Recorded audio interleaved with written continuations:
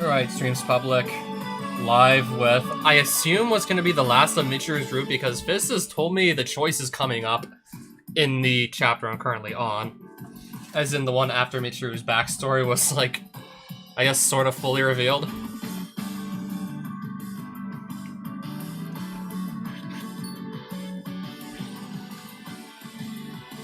Yeah, so last stream there was... oh god. There was the pet cat dying, then there was a suicide attempt, and then we also got to see, like, Michiru's whole backstory, and now she's being admitted to a hospital to treat whatever she has.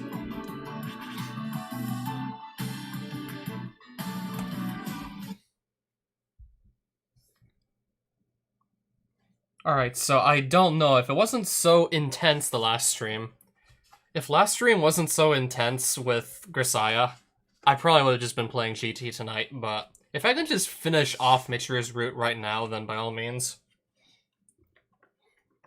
Let's just say if, like, nothing crazy interesting was happening, I'd probably be playing GD now. After we partied yesterday, Michiru slept soundly through the night. Sharing the burden she carried in secret for so long, even momentarily, must have brought her some relief. I explained the situation to Chizuru and had her arrange for an investigative stay in a nearby hospital. Of course, this involved enduring a great deal of sarcasm and snapping, but our principal wasn't about to refuse to help a student in need of medical attention. Can't say whether she was moved by pseudo-parental affection or a professional concern for responsibilities, but I suppose it hardly matters. Alright, so Michiru's getting sent to a mental hospital again. Normally I'd be pulling on my sweats and hang out for a run right now, but today I'm skipping that. An exercise routine is only meaningful when you follow it faithfully. There's no point to doing it at all if you take days off, but I understand that some things are more important than a training schedule. Some things can withstand a day's neglect. Others can be lost in a heartbeat. I think the choice is coming up real quick. You ready? Well, we'll see what the choice is, and then I'll just take some time to just mull over what I'm choosing. Difficult as it can be to accurately identify the difference, prioritizing them appropriately is absolutely crucial. I head upstairs to Michiru's room. No answer. Preparing for departure. She hadn't understood that women take time to get themselves ready to go anywhere. Let's not rush the girl. Call out her name. Again, there's no response. Maybe she's still sleeping. Alas, there's a quiet answer from inside the room. Call my name a few more times, then I'll come out. Strikes me as a bit of a strange request, but I obey. Michiru. Michiru. Michiru. Michiru. Michiru. Michiru. After repeating her name, she eases open the door, dragging along a small suitcase as if we're loaded with bricks. The girl's wearing strangely dressy clothing. What's with the outfit? What do you mean? Nothing, really. Well, we're not gonna be able to see each other, so I want to be in pretty clothes when we said goodbye. Let me guess, is this gonna be a choice of what hospital we're sending her to? Do we send her to, like, a good place, or do we end up accidentally sending her to a shitty one? You're only going for a week or so, right? You'll be back soon enough, what's the point? A week? I thought she was gonna be there for longer. Who's they? Sakaki. This is why they say you don't understand the female heart, Yuji. Sakaki, huh? Ah, this is kind of a downer. Michiru pouts a little, a clear shade of melancholy in her eyes. Seeing her take this attitude, I feel a twinge of reluctance myself.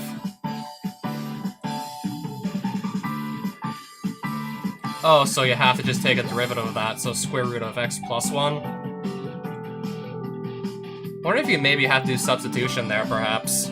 Maybe substitute u for x plus 1 or something. What's wrong? You got a scary look on your face. Well... oh, this is the choice. Oh Christ, it's coming up already. So the choice is to either send her off. Okay, so send her off or just stay together. What's gonna be good and what's not?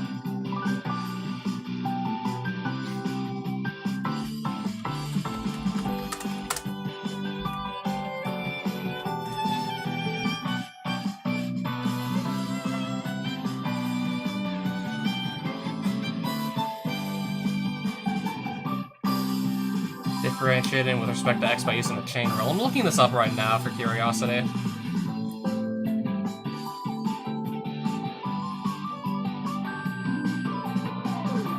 Well, it can be also written as x plus 1 to the power of 1/2.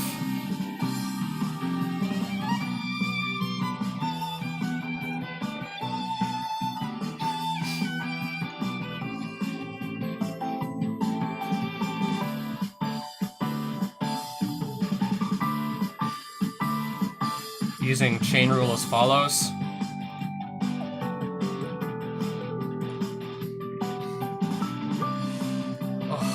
This is gonna be an interesting guess. I mean, I did save after all. Yeah, I'm double checking I did save, right? I'll just, like, figure out what the bad ending is. Probably after, like, enough, I don't know, like, gameplay. Yeah, I did save. Let's stay together. So we'll, like... What if we'll send her off first? What? Make the leave again? Sending her off. We'll find out. Just a kiss? Very well then. The way you put that slightly pisses me off. That's so? I was actually imitating a certain someone. Who's that? What's all this? Komine Sachi! Why are you here? Well, we'll see if it's good or bad. Okay, if it turns out to be the bad ending or the good ending, I don't know, maybe a more genuine reaction will come out from me if you don't tell me. Thought I'd take the opportunity to do a little waxing. Currently repeating a process of dumping milky white liquid all over the floors and wiping it up. No kidding. What about you two? Something going on? We're just going to have her looked at. Looked at? Michiru collapsed from anemia a little while ago, remember? As a precaution, we're taking her to a hospital for a thorough examination. Nothing too serious. She'll be back better than ever in no time. As you say, at least it doesn't sound as though a lengthy stay will be necessary. I'll let the others know later. Try not to worry too much. I'll keep my concern to moderate levels. That's right, it's not like you need to worry or anything. Okay, so, well, go step out for a minute. Yes, certainly. That was a shock. I had no idea Sachi was there. Really? I saw her hovering around out of the corner of my eye. How about you say something? Don't tell me that's why you asked about that kiss. Was that a prank? How about it? Want one? No, that's okay. I mean, Sachi popped out of nowhere and all, so the mood got kind of ruined. In that case, let's get going. Thanks, but you don't need to do that either. I can handle it myself. Dragging her wheeled suitcase loudly along the path, Michiru turns her head slowly, surveying the campus. Now that I'm actually saying goodbye, it's a little hard to leave. Don't get all sentimental. You'll be back soon enough. You just wait, too cool-headed, Yuji, as always. Here we are. Watch yourself out there. I'm gonna get going, but first, well, what's wrong? Need to piss? No? You really are a jerk, you know that? I meant what you said before. The kiss? I want one after all. Oh, you need the kiss, not the piss, I see. Sachi's staring at us, you know? Stare. Stare. Why are you here? Well, Michiru-sama, that would be because you told me to step out. Well, currently, I left the premises of our school. There's no other reason for my presence here. Is there a problem? Is that it? Got it. Can I ask you one more favor before I leave? Turn around for a minute. Yes, certainly. Hurry up and kiss. Michiru practically collapses against me and I press my lips firmly against hers. Our hot breath mingles together, though. What sound of saliva swapping fills the air?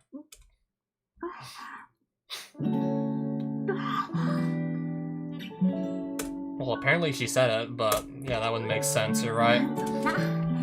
Ooh. Sachi, you can turn around now. I shall now return to my prior facing.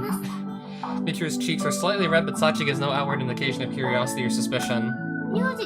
Sorry, I had a little business to take care of with Yuji. Anyway, this is for you. The key to your room? If you get bored while I'm not around and don't have anywhere else to clean, you can tidy up my room. Yes, by all means. I'll spew cloudy liquid all over it. Can you stop saying that? Alright, here we go. Yuji, thanks for everything. With those words, she bows her head deeply. Cut it out. Coming from you, this just feels weird. Guess you're right. Please do take care of Michiru-sama. Make sure you keep on looking after Yuji, alright? Yes, of course. Until the day we meet again. Bye-bye, Sachi. I'm trying to just, I don't know, use logical reasoning to just imagine what kind of ending we're gonna get. I'm trying to think with a set of problems this complex, and, well, if it were me, my understanding of Michiru's problems would probably be even worse.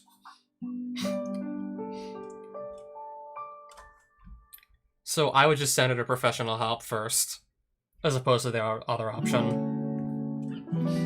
So I would hope that would be the good ending, but I could be wrong. Michiru-sama almost seemed to be saying our final goodbyes. Don't know about that. You're probably just overthinking things.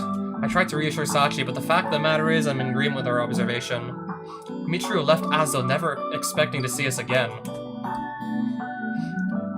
After Michiru finally disappears in the distance, Sachi and I make our way back to the dormitory. In a reversal of those summer weeks, this time Michiru's the only one who vanished from this place. It's going to be a little dull in our absence. Guess I'll have to find some way to kill time.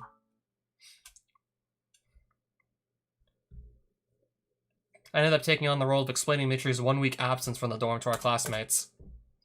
Chizuru was in an unusually cranky mood and, well, that pretty much covers it actually. Grown women can sometimes behave in astonishingly childish ways.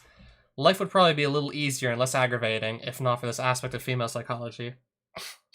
I suppose it's often an element of cuteness as well. On this particular case, I'm not confident that applies. Just an observational stay, not much more in the checkup, really. Everyone was aware Michiru had been suffering from anemia, so the news didn't come as that much of a shock. As I carefully stressed that her stay was just to be on the safe side, they accepted my explanation without too much fuss. The problems came after that. Without Michiru around, unexpected quirks began to appear in our daily lives. Like an image gradually taking form on a sheet of photo paper, the changes grew more distinct with the passage of time.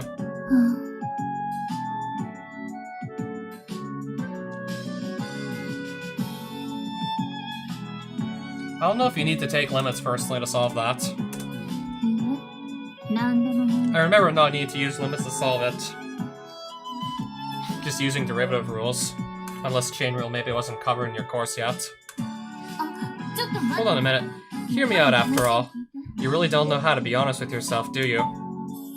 If you say so. Anyway, it's about Irisu-san. Something up with Makana? It's a little hard to say this, but she's a bit of a nuisance. No, more than a bit. A nuisance? Elaborate. Don't misunderstand, I'm not insulting the girl. But somehow she seems a good deal more pushy than usual, perhaps. What else is going on here? Yuki-chan, hey! Listen to this! Sure, later. A little later, alright? That's what you said yesterday! Come on, what's the deal? Well? Huh? Sorry, I'm a little busy. Next time, okay? Bye. Huh? That's weird. Hey, Oni-chan. Were you done something weird to Yumi-chan? Don't be an idiot. Forget her. What's with you? I'm fine, you know. But Yumi-chan's been a little cold lately. Wonder what her deal is, acting like that all of a sudden. I see. That's interesting. What's so interesting about that? It's boring as heck. You just earned yourself a punishment game. I refuse. Okay then. Mystery whatever game. I'm getting the idea you just want to drag me into playing with you. I guess you could say that. Chirichira ain't around, so I'm bored. At this point, the situation finally makes sense. Normally, Makino would be messing around with Michiru on a daily basis, but her favorite target's been absent for a few days now. Instead, Sakaki's been taking the brunt of her mischief. We've all learned to play along with Makina's demented games every once in a while, but a constant barrage of attention would be exhausting. Hence Sakaki's irritation. That's how it is. That girl's been playing an important role in her own right. Huh? What's going on? I'm sure you'll figure it out soon enough. It'll be interesting to see what other effects emerge, if any. Huh? Oni-chan. I don't understand what we're even talking about anymore. So very tired. Oh, now it's Sachi. What's wrong? I was carrying everyone's requests like always, but for some reason I find myself considerably more worn out than usual. You get the candy you asked for? Yes. I bought it for you. Here's your tasty twist. Yay! Sticker surprise tasty! Amani only has to have a tiny bit of candy every day, you know? I was having Chirichiro secretly supplement me from her stash, but without her around, my tummy's been grumbling something fierce. Michiru's constantly doing your favors, isn't she? Come on, I'm always helping that thing out too.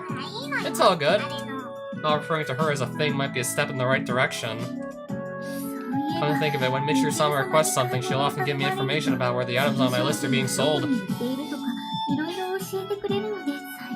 I've been missing that assistance lately. For some reason, everyone seems to request limited edition products most frequently. Preliminary investigation and careful planning are often necessary to track them down, so it's relatively tiring. From the sound of things, Michiru's been playing middleman between the others, casually helping out and smoothing a lot of minor problems over. Guess it makes sense.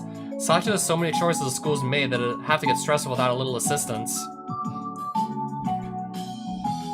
I've noticed Michiru's acts of kindness once or twice before, but I hadn't realized that her behind-the-scenes support played this large role in the group's normal dynamic. Well then, please excuse me.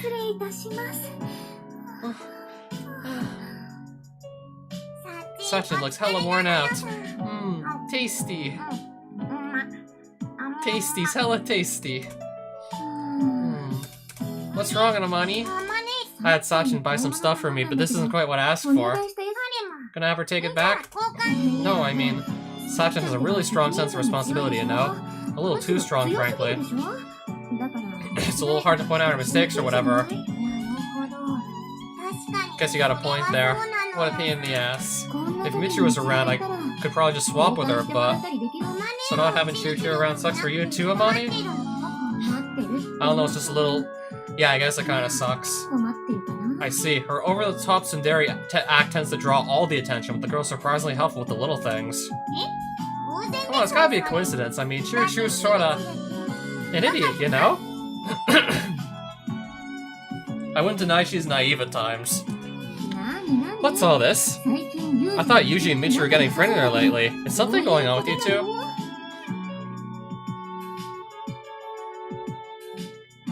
Well, 1 over x, that can be written as x to the power of -1, for starters. So, yeah, I guess if you subtract, like, -1, from -1 you get, like, -2 is the exponent. Wait a minute, -2 is the exponent, would make sense. Would it be, like, negative, like... Just trying to, like, look at this, make sense of it. Yeah, x to the -1.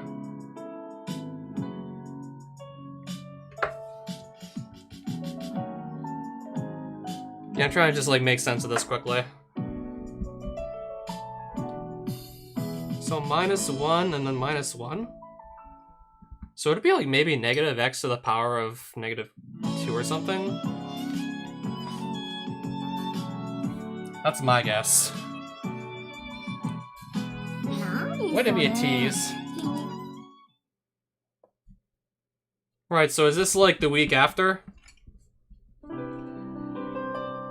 Results should be back in another 2 days or so. Curious about the results of her examination, but I decided to refrain from contacting her beforehand. Probably better not to give the girl too much to think about right now. Hopefully she'll return before these small stresses the group's been undergoing build up to anything troublesome. Kazami-kun. What? Here to file another complaint about Machina? I was just thinking, I never had the chance to hand these over. Oh, the penance? Negative x to the power of negative 2, yeah, that's my guess.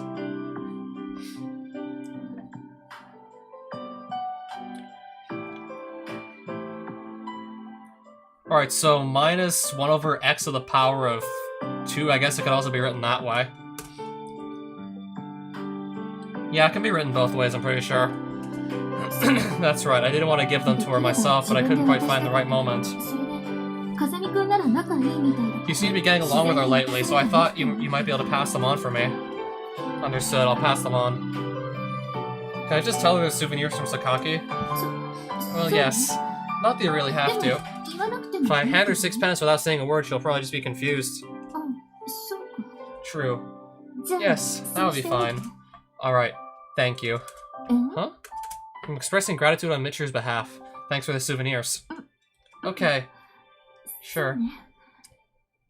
Goodbye then. Gotta get things prepared for a smooth return. Since our maid is currently exhausted, maybe I should tidy up Michiru's room in her place? Then again, fiddling around the woman's room without permission strikes me as a bit questionable.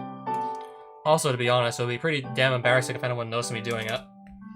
Well, I'm sure Sachi will be willing to do it, overworked as she might be. Maybe I'll pick her up an energy drink.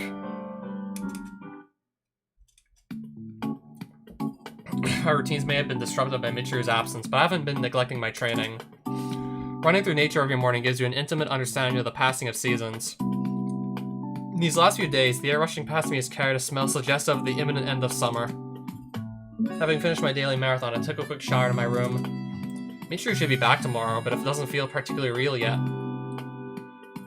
Not that I'll doubt she'll be returning, but this was a purely observatory stay, so the real question is what results the hospital examinations will have produced. Not surprising, I still feel a little uneasy, I suppose. No need for formalities. Come in. Certainly. Please excuse me. Sachi enters my room, her expression slightly troubled. Do we have a situation of some sort? What's wrong? You got a gloomy look on your face. I actually have something to discuss regarding Michiru-sama. You hear something about her? No, it doesn't concern Michiru-sama herself, but rather her room. What happened then? Let's hear the details. Okay, we get it. Therefore, I recently tidied up the room, vacuumed the carpet, and finished by wiping off the floor with a dust cloth. But well, there was one final problem I didn't quite know how to handle. Buttery fingers were not involved. The problem in question was a box. A small box with a lock. I attempted to open it so as to put the contents in order, but this proved impossible without tools. Therefore, I fetched an electric saw, plugged it into the outlet in Michiru-sama's room, and threw the switch. The vrr of the motor was quite pleasant to the ear. I was fully prepared to split the insolent piece of furniture in twain, but at that moment a certain doubt struck me. Is it really acceptable for me to destroy another's belongings with an electric saw, no less? Oh, is this it? What's in that box, though? If something were to fall and break in the course of my cleaning, that would be divine providence, so I wouldn't be in the wrong. However, would it really be alright to produce the same infect intentionally? If only I had thought to inquire how much I could destroy when Michiru-sama made a request, it would have never come to this, but alas. I'll take care of that box. Here's the key to Michiru's room. Naturally, I have no plans of actually doing anything about this box. Considering that it's locked, there's probably something Michiru doesn't want us seeing inside. No need to go out of my way to poke around. I pick up a paperback and begin reading once more, but before I'm halfway through the page, there's another knock on my door. As a matter of fact, I pressed my ear to your door in order to monitor the situation inside, and for some reason I heard the sound of a key being tossed aside, and then the sound of a human body falling onto a bed. Finally, there was the sound of rustling paper as though someone was beginning to read a book.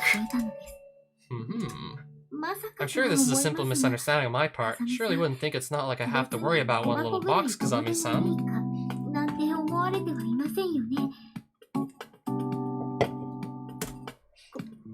Surely you'll never neglect your promise to your trusting classmate, Kamine Sachi. Calm yourself, I was just about to head over. Okay, now there's some suspense in the air again. What's in that box?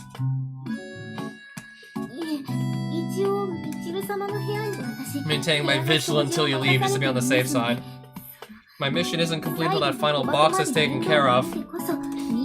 Now that I passed on one aspect of that task to Kazami-san, if by some remote chance you were to think, what's the big deal? Just one little box and neglect your... Alright, you want me to go immediately, right? So do I! Just go and open the box and... I don't know, just scare the shit out of me with whatever's inside. I'm gonna take care of the box. You're such a handful. Fine, God, just wait till I'm done. I enter to find the room sparkling clean and neatly organized, just as Sachi said. The only thing even slightly out of place is a small box resting on Michiru's bed.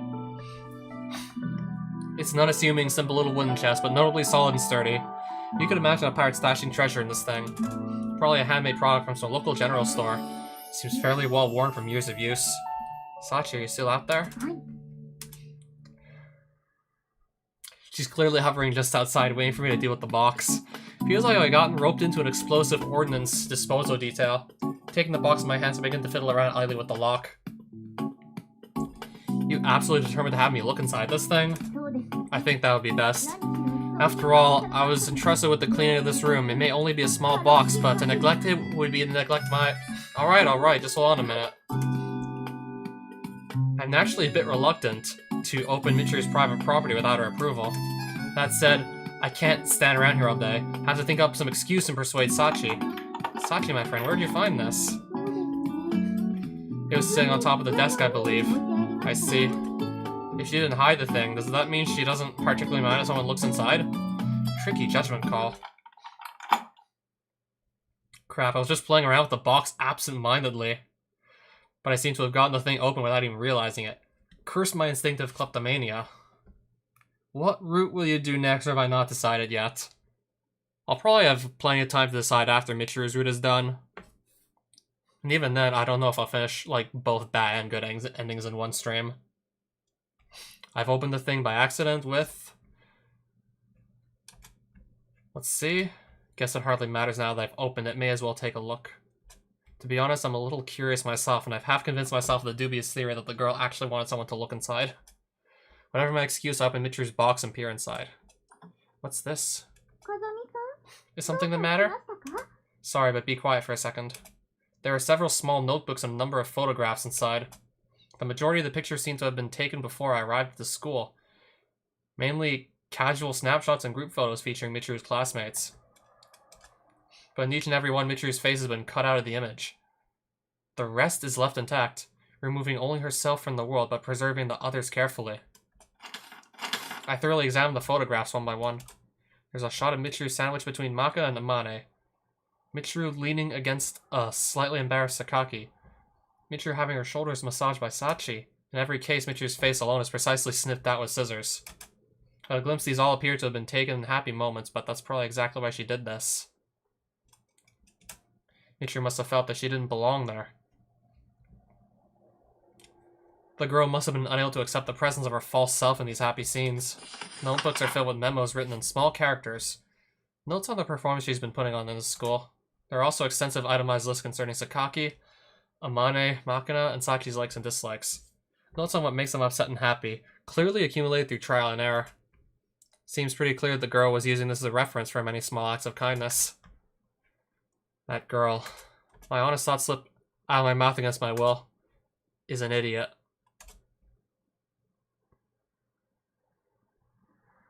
Even after all this effort, Michiru didn't exactly pull off the charade, did she? Sometimes her act was more convincing than others, but as a whole she was just trying way too hard. The Tsundere character must have been part of a plan as well, but I saw through it on the very first day.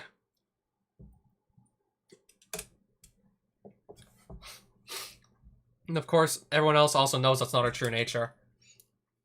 Even so, she stuck with it, convinced that playing the clown was the only way she could be anything but a nuisance. I'll give her an A for effort, but seriously. Handwriting seems to be another weakness in Michiru's. Her thoughts and feelings spill out across the pages in characters that even the most generous observer would have to call sloppy. But I'm laughing at first. The earnest notes on our classmates and dubious strategies for forming smooth relationships eventually give way to a diary. Its contents are largely occupied with the terror she feels toward her other self. Flipping through the pages, I jump through the story in chronological order.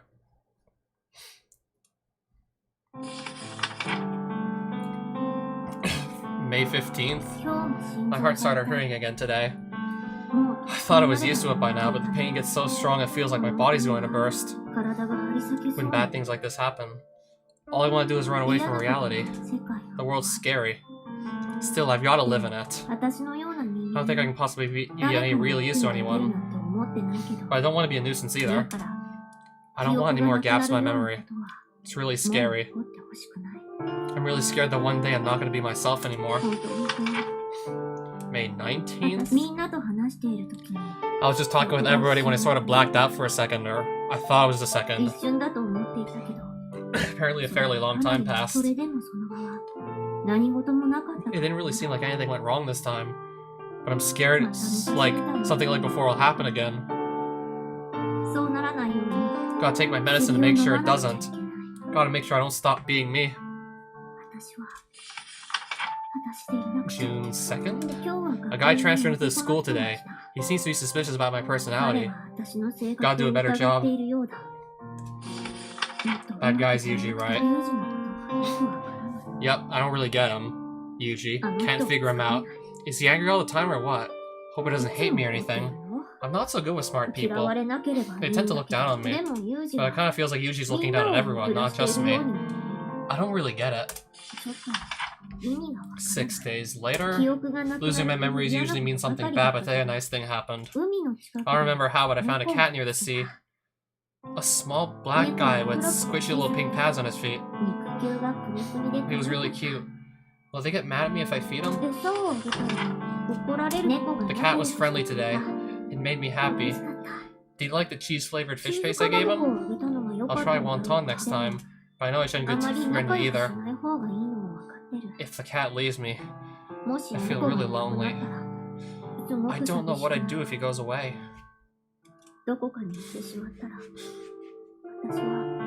Oh no, you just start crying hysterically. Having a meltdown in someone's taxi cab. Yeah, that honestly just hurt to watch. Hurt to listen to. Michiru in that much pain. Yuji saw me playing with the cat today. It was really embarrassing. I kissed a boy for the first time in my life, or rather, I got kissed. Why do you usually do that? I don't understand. I don't understand anything about that guy. I never have. I don't know if I can look him in the eye even anymore. Stupid Yuji. Stupid Yuji. It sounds like everyone's gonna leave for the summer vacation. There's no way I can spend 2 weeks all alone with Yuji. What am I supposed to do? I went on a pretend date with Yuji. It was all fake, so I won't lose anything. I mean, there isn't anything to lose in the first place. I want to do it again. Very much. He gave me lots of rocks as a present. I was really happy. I'll treasure them.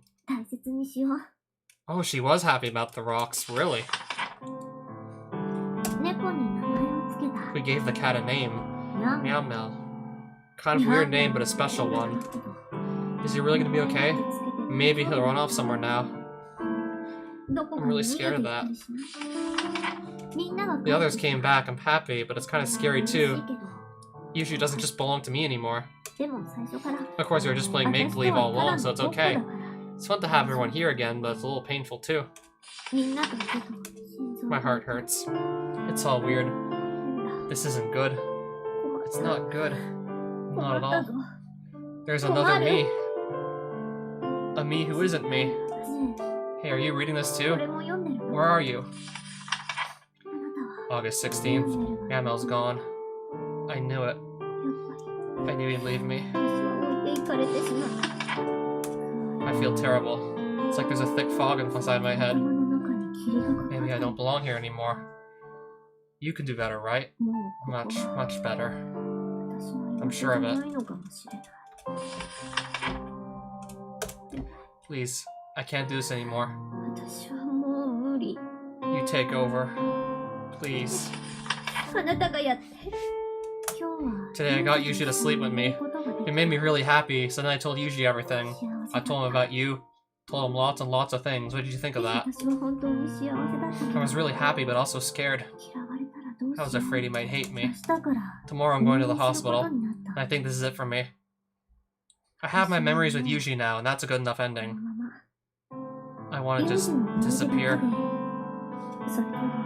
I'm too scared. Maybe it'll all fall apart with Yuji.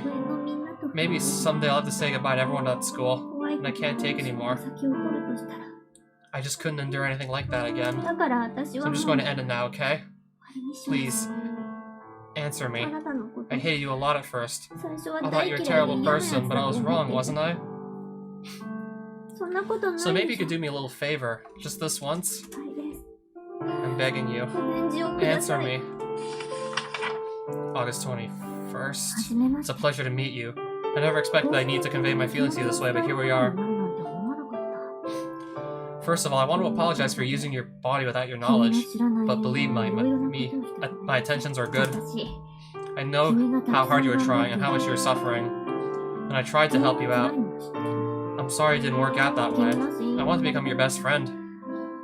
Always nestled close to your side, ready to lend a hand when you ran into trouble. I want to stroke your head and kiss your cheek, so that the lonely nights wouldn't feel so frightening, but I ended up hurting you instead. I really am very sorry. Don't talk about disappearing. If anyone has to disappear, that should be my role. This body is yours, remember? So please let them examine you properly. Please go on living. It's a pleasure to meet you as well. I didn't think you'd actually respond, so this was a real surprise. She's talking to her other personality. Gotta go to the hospital soon. A little worried if if I'll be able to write a proper reply. Yuji should be coming to pick me up any minute. You really are kind and smart. I think you're better suited to being me than I am. I'm a stupid, clumsy idiot. So even when I try really hard, it never turns out right. I'm scared of losing even more than I already have. When I start feeling really sad, sometimes I'll start falling through darkness all of a sudden. Like someone opened a trap door under my feet. I guess that must be when you come to the surface to play the role of me. I hug my knees and curl up in the blackness, squeezing my eyes tightly shut. But when the dark gets so scary that I can't take it anymore, I open my eyes in search of light. And that's when I switch places with you and return to this world. But I'm sorry. I'm done with that now. Next time that happens, I'm going to stay in the dark. I'm never going to open my eyes again. I mean, that way you'll get to take over for me forever, right? Sorry for making this all complicated. Either way, I'm done. I'll leave everything to you from now on. I think you could do what I couldn't. I think you can live without having anyone hate you. Without losing anything. Sorry for being so selfish. Sorry for pushing this onto you. Say hi Yuji for me. You don't have to tell him I love him or anything, just stay friends with him forever. Please. Oh, somebody just knocked on my door. Yuji must be here. Once I leave for the hospital, I won't be able to see him again. Or any of the others. So I guess this is goodbye. And after all this thinking, I still end up feeling really sad. Life is just a chain of loss, isn't it? It's so very, very, very painful. Yuji's calling for me from beyond the door. I loved hearing him call my name. Guess I'll be a little selfish at the end, make him say it lots of times. That's not too much to ask, right? When I hear him say my name, my heart always beats fast. I've really gotta go now. Goodbye. Sayonara. At the very bottom of the box, she stowed the rocks I gave her on her first playdate. I told the girl to throw them away, but it seems she didn't listen. To anyone else, they just looked like stones, but to Michiru, they must have been a treasure of sorts. If it was going to turn out like this, maybe I should have given her something a little more respectable after all, but it's too late for regrets. Time doesn't wait for us to realize our mistakes. That's just how this world works. I shut the lid and pushed the box deep inside Michiru's closet. Sachi, I'm done with that box. What were its contents? Right. Offer a brief response. It was empty. Empty, I see. Very well then. In that case, I suppose the cleaning is now complete. That's right. Nice work, by the way. The place is really sparkling.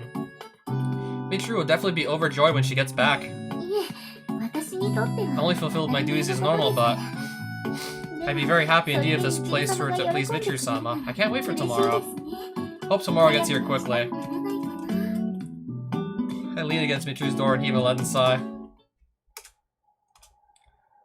Seems that Michiru's goodbye really was intended as a final farewell. I'm terrified of losing things I care about, so I'll erase myself before any more sad things can happen. I can understand the logic. Here's my question, though. What about the people you leave behind? Michiru herself was abandoned by the girl she called her best friend. Won't her own abrupt exit leave others to suffer in the same way? Is she really selfish enough to ignore their feelings, or stupid enough not to realize people care about her? I cast my eyes out to my wristwatch. The digital display precisely ticks off the time, busily rearranging its pixels with every passing second. It'll be 5 in the morning soon. I had a feeling Michiru would return about this time. I don't know what sort of condition she's in right now, but for some reason I'm confident about this. Guess the training's on hold again. Neglecting my physical maintenance to wait anxiously for a woman's return would have been unthinkable just a few months ago. I've really come down in the world. Murmuring a little self-ridicule, I leave my room. Outside, I find Sachi wandering around the courtyard, restlessly sweeping away dust with her broom. What's going on? You're up awful early. Michiru will be returning to us today. We have to receive her properly, so I thought it would be best to clean the garden as well. I see, so that's what this is about, but why start waiting this early in the morning?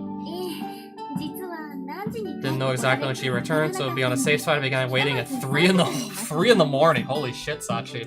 That devotion now. Rustling sound I heard outside in the middle of the night. Sachi shares a scrupulous one to an idiotic degree. Thinking she'll be arriving pretty soon. Want to head over with me? Yes. My heart is throbbing. It feels like it's been so long since I've seen Michiru-sama. I'm sure she'll be happy to hear you clean her room for her. Do you think so? It's not as though I did it solely to recure your gratitude, alright? Speak of the devil. A golden-tinted silhouette comes into view across the road. The twin tails projecting from her head are unmistakable. That's Michiru, alright. From a distance, she doesn't look any different from when she left the school, but the question, of course, is what's inside. You're right! It is Michiru-sama! Kazami-san, your vision is quite sharp. Don't exaggerate. From this distance, anyone could tell at a glance. Michiru approaches slowly, dragging her luggage behind her and watching the ground.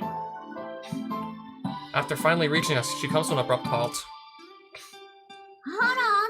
What are you two up to this early? Here to greet me? Perhaps? You shouldn't have. Welcome home, Michiru-sama. Hey, Sachi, did you get the chance to clean my room like I asked? Yes, quite thoroughly in fact. Kazami-san let me as assistance as well. Impressive. Come here. I'll give you some well-deserved praise. Okay then, Yuji. You want a pat on the head as well? I think I'll pass. Dang right you will. Why would I pat your head anyway? Please. Okay then, Sachi. Can you take my bag? I'm pretty worn out, you know. Wanna go get me some shut-eye? By all means, allow me. From this conversation, you'd think Michiru was completely fine. It all feels too natural, too smooth, to the point that it's actually a little disturbing. Okay, so did we fuck up or not? By sending her off to the hospital. Appreciate you showing up too, Yuji. Why don't you get into your sweats and go running? That's your usual routine at this hour, right? You're gonna lose your edge. Hold on, I got something I need to discuss with you. Well, I don't. Okay then, Sachi, let's go. That's not going to work. Even if you don't, I do. Understand? For crying out loud. Not back for 5 seconds before he gets on his high horse. How rockheaded can one guy be? Whatever. Hey Sachi, would you mind taking the bag back to my room while we talk? Sorry.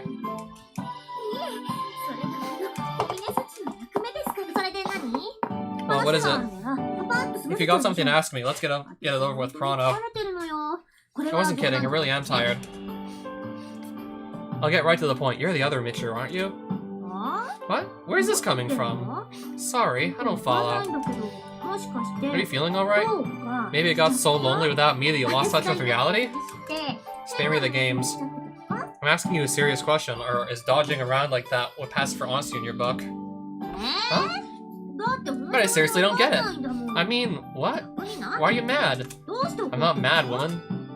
Really? Your voice is kind of loud. Girls don't like that sort of thing, you know? Gently and softly is the way to go. What's she playing at here?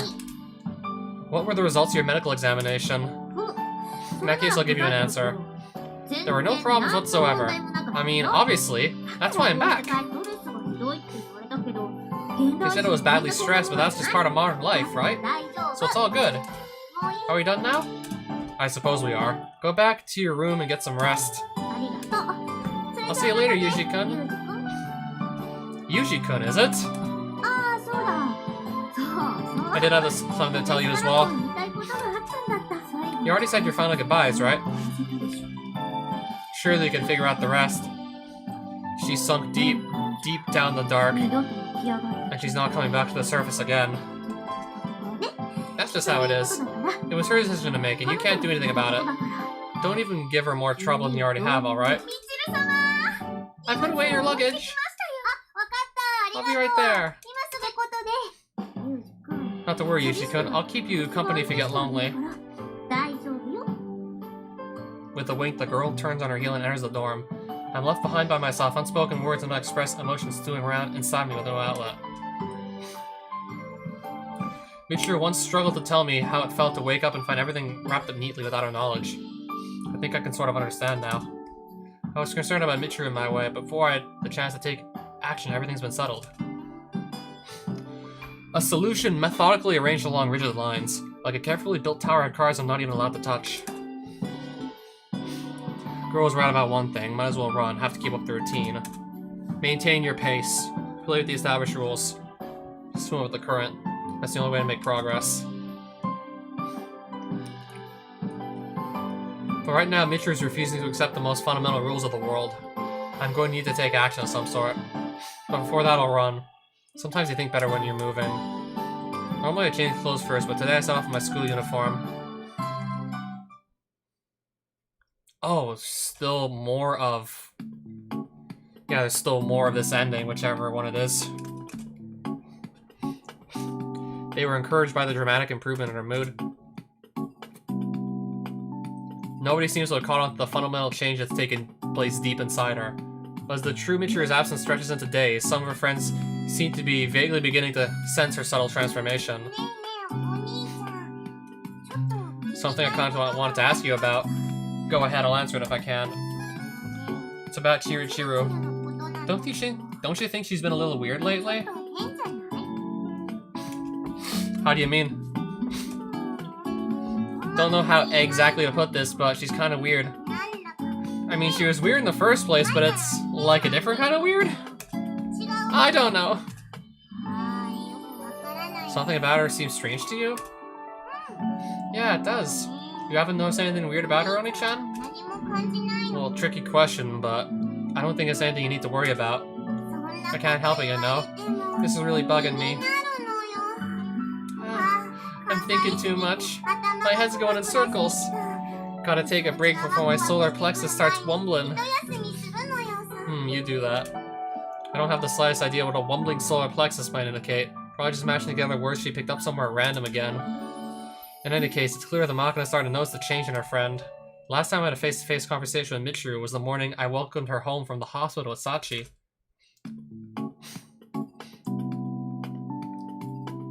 After her return to the dorm, the girl's been beating a quick retreat every time it seems like we might end up alone together. To put it simply, she's blatantly avoiding me. But it's only strengthened my determination to force her into a long talk. I need to know what the true Michiru was thinking when she decided to disappear from this world. Passing by Michiru's room when I hear the sound of someone clattering around inside. Hesitate for a moment, but the chance is just too good to pass up. I knock sharply on the door, then enter the room without waiting for a response. Michiru, we need to have a serious... What? It's you. Why so shocked?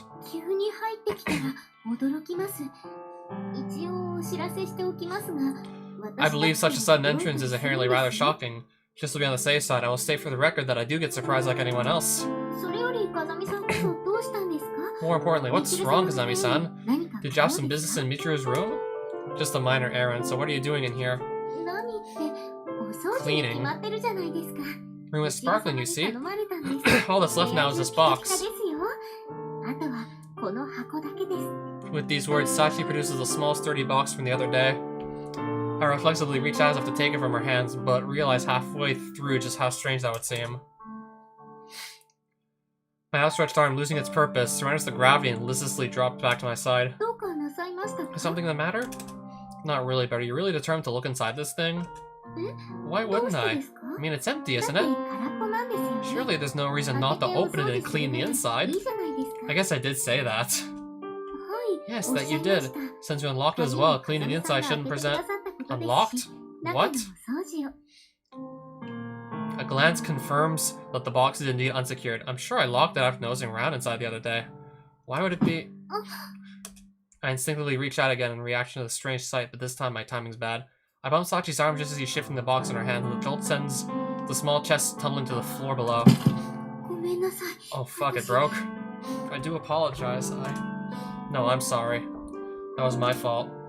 Thank goodness. Doesn't seem to have broken. And its contents. As you said, Kazami-san, it seems to be quite empty. Yeah, that it is. Quite empty. Just as I said, there's nothing inside. It's just an empty wooden box. Right, so I thought there were photographs in it, so I'm confused. There we are. The job's complete. Was this box empty from the start? It was like this all along, or so I would assume. I hadn't seen the inside until dropping it just now. In that case, never mind. I was planning to proceed to cleaning Maki-chan's room next, but... Go ahead, don't worry. I'm sure Michiru won't mind me being here. In that case, please excuse me. I sit down on the bed and lightly roll my shoulders. There were definitely notebooks and pictures in that box.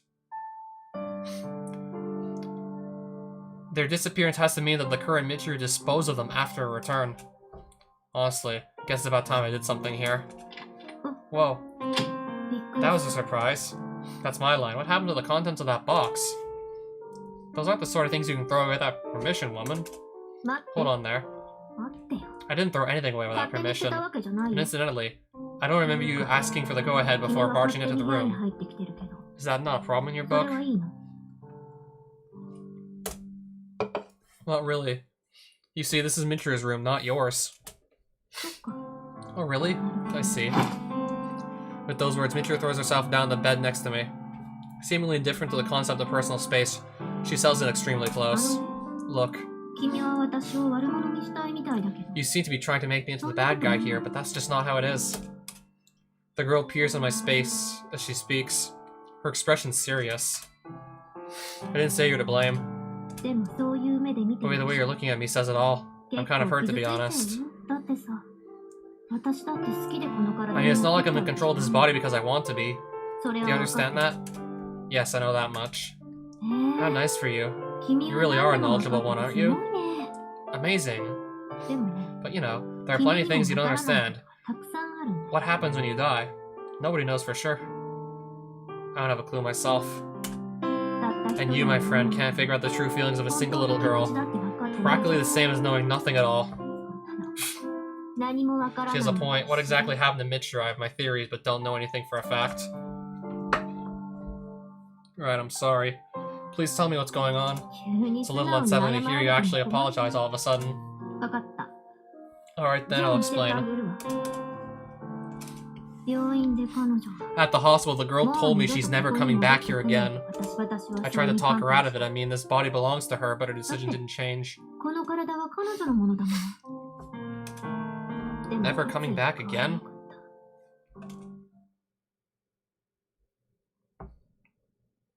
I want it all to end.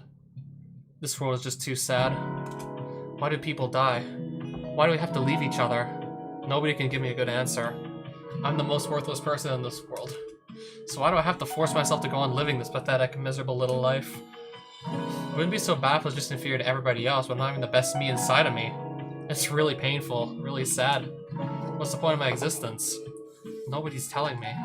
Why do the friends who treat me kindly all go away?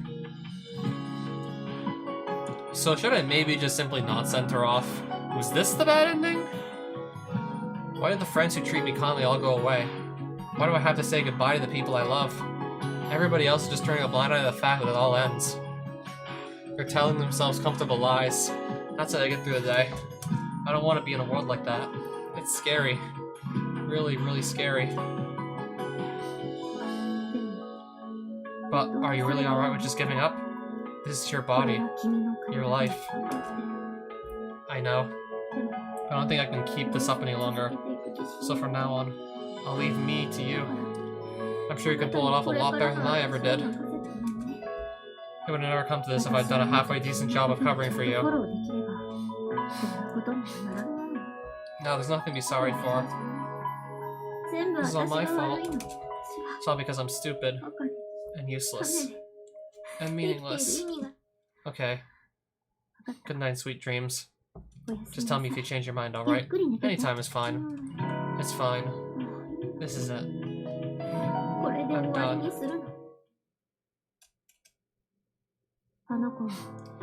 Seems that girl doesn't intend to come back, ever. If that's Michiru's decision, maybe that's the way it'll have to be. But tell me, what are your thoughts on the matter? I think she should go on living in her own body. I mean, this is just the way life is, right? Nobody gets to choose who they are. She has to learn to accept herself. Then again, if Michiru never comes back, you'll be able to live freely, right? As your own person, not someone stand-in. You'll be able to do what you want to do when you want to do it. Pretty decent deal, don't you think? Don't you want another shot at life? Well... Yes, I do. But this body doesn't belong to me.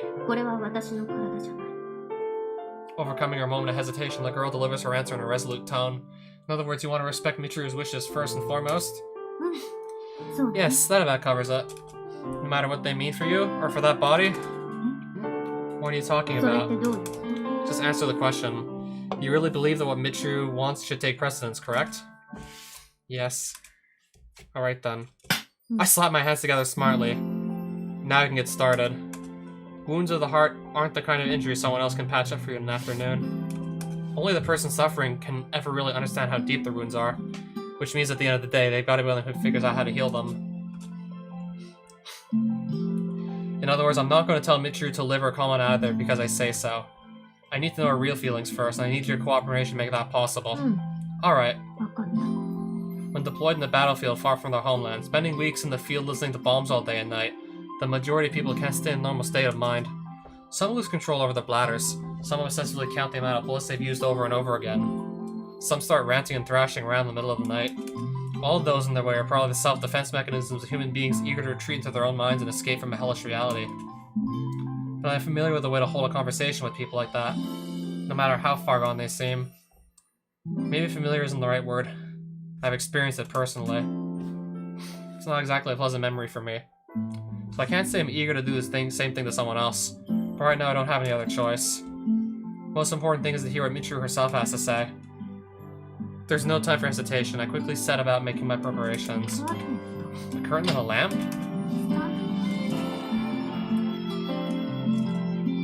Alright, what are these for?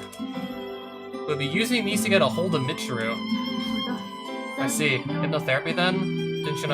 Didn't you know you had knowledge in that field as well? Not that I'm gonna ask why. Probably for the best. It's not exactly the sort of story that's going to get you dancing with joy. Cutting off the line of conversation, I retrieve a container of Ramoon candy from my pocket. It's the same one I found in Michiru's room. Is that? The medicine she was taking to keep you in check. Your willpower, this medicine, and a little hypnosis are going to drag her out of her hiding place. In other words, I need to just take some of that. Then imitate one of those actresses the hypnotist always picks from the crowd. That's right. Once you take the medicine, all you have to do is lie down on the bed. Fine. Michiru. It's going to be fine. Let the tension out of your shoulders and relax. Just stare up at the ceiling and let your mind go blank. Pulling the curtain across the window, I plunge the room into complete darkness. Then flip on the lamp, guided by the faint glow of fluorescent paint on its switch. The orange tinted light flashes brightly from the bulb, and fades away just as quickly. Next, I move my hand to the modulator to turn its knobs experimentally. The first alters with the light's color. The second changes the speed at which it blinks. It seems to be working as intended. Taking Michiru's pulse from her wrist when peering down at her pupils, I continue fiddling with the flashing light for a good 20 minutes. About time, I think. Not about to brainwash Michiru or cure some condition. All I need to do is place a simple hypnotic suggestion in our mind. Although it requires a certain level of trust with the patient, even a makeshift device like this can serve that purpose. Stop flashing a light in its steady dim glow. I can make out Michiru's face below me. Her expression seems very peaceful. Michiru. Michiru, can you hear me? Michiru. Yes. Why'd you disappear without a word like that? I've been worried. I'm sorry. Yuji. You don't have to apologize. I'm on your side no matter what, okay? So tell me, what do you want to do? Whatever it is, I'll make it happen, but I need to know what you really want. Michiru, answer me. Just as I begin to lose control of my tone, I can see something change in her eyes, somewhere deep inside her. That Michiru is riding towards the surface. I don't want to live anymore. I don't want any more pain. I want to die. Saying that and nothing more, Michiru's eyes fall shut. She goes limp on the bed, apparently unconscious. In that case, that's how it'll be. I have to respect your wishes after all. I gently wipe the sweat from the girl's forehead with my hand. I'll kill you, Michiru.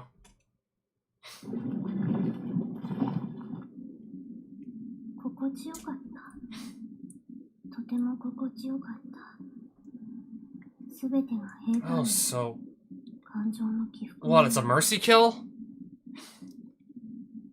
It's comfortable here, very comfortable. Everything's smooth and calm, it's still like without even a ripple of emotion. There's nothing to lose. No one to leave me. No heat, no cold. Just silent, infinite dark, stretching out all around me. The passing of time doesn't bring any changes. I've come to the end of myself. Since I'm the one who decided to come here, the darkness doesn't seem so scary anymore. This bubble of nothingness, where I feel nothing at all, has become a friend. It's not scary at all. As long as I stay here, I'm safe from all my fears. I rest my head in the lap of the darkness, and it holds me gently by the shoulders. We fuse together. I dissolve into it. It's no longer clear where I end, the darkness begins. This is fine. This is how it should be. Somebody's trying to open the door, but I've already decided I'm never coming out of here again. It's pointless. They should just give up. I'm finished. Michiru. I can hear a voice. A voice that brings back a lot of memories. A voice I'll never hear again. Can you hear me? Michiru. How's his voice reaching me here, so deep in the dark? I'm sure I locked the door firmly behind me, but somehow it's slipping through the cracks, trying to reach my heart. I wish he'd cut it out. I already decided to end the pain. I already decided I don't want to be sad anymore. And yet I answer him. I've been worried. I'm sorry, Yuji. Those are definitely my feelings, ones I left unspoken.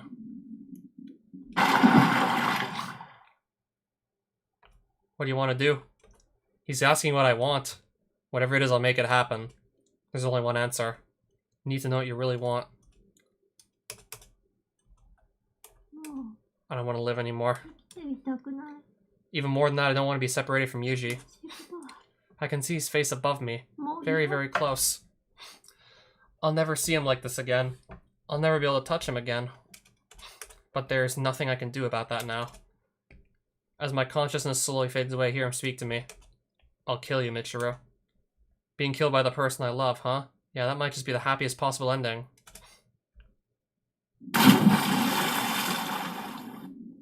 What, so did he actually just throw her body in the lake or something? Or maybe he just shot her. Once again, I sink down through the deep darkness, and as I settle into my home at the bottom of the sea, I hazily wonder what'll happen next. Pretty much dead already. What's gonna change if Yuji kills me? Will this even smaller flick of consciousness disappear to nothing? Or maybe I'll just fall a little deeper into an even darker and more silent world. I can't even imagine what an afterlife might be like. I'd be lying if I said I wasn't scared and lonely, of course, but what else can I do? That girl's better than me. She always will be, so this is the way it has to be.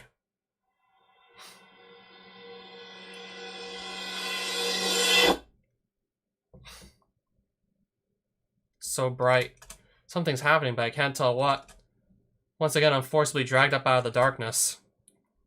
A brilliant light pierces deeply through my eyelids, bringing with it a sharp jolt of pain. Did Yuji kill me? That might explain the sudden dramatic change. Maybe this is the afterlife? I don't know about that, though. My eyes really hurt.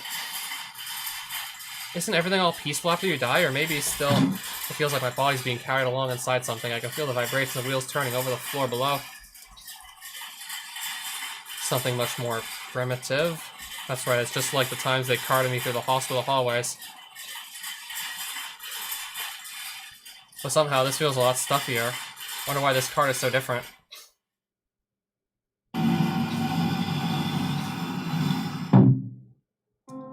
What is this? What's going on?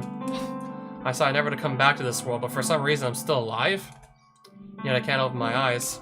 Not because it's too bright or anything like that. I literally can't get my eyelids to budge. A moment later, I realized there's an even larger problem. It's not just my eyes. I can't move my arms or legs either. I can't even speak. This is probably a little hard to believe, but I can hear Yuji speaking. I'm definitely alive. This isn't the afterlife. It happened very suddenly. And from the muffled sound of his voice, I can tell that I'm probably inside some kind of a box. Michiru's dead. I told you guys she was suffering from anemia, but that was a lie. Her hospitalization was for a much more serious disease. The exam results really did look favorable, but last night her condition took an abrupt turn for the worse. It's a real shame that there was nothing I could do. Oh, good morning. Fairly close to the ending, just about an hour left. Something's wrong here, I plan to die. I'm lying inside a box, being treated like someone who's really dead. A box with a dead person inside. I guess I'm lying in a coffin then. Does that mean there's a glass window up at the top? I hope not. I don't want to know what my face looks like right now. Really makes me regret not spending a little more time taking care of my skin. You're not serious, right? I mean, she was looking so energetic lately. It's the truth. Normally this wouldn't have been disclosed to you guys either, but I want to give you the chance to get some closure. Amani's voice is thick with tears. The news of my death seems to have shocked her pretty badly. So, what's going on here? What's happening? Yes, Sachi? This wouldn't have been disclosed to us. What does that mean? It's rather difficult to understand. I think you all have some idea as to what I'm talking about. Every one of us is here for very private reasons, involving messy, complicated circumstances. Given that, it shouldn't be surprising for a death to be handled as quietly as possible. I see. Perhaps you're right. Sachi's voice is trembling too. Why is this happening? Why is Yuji doing this?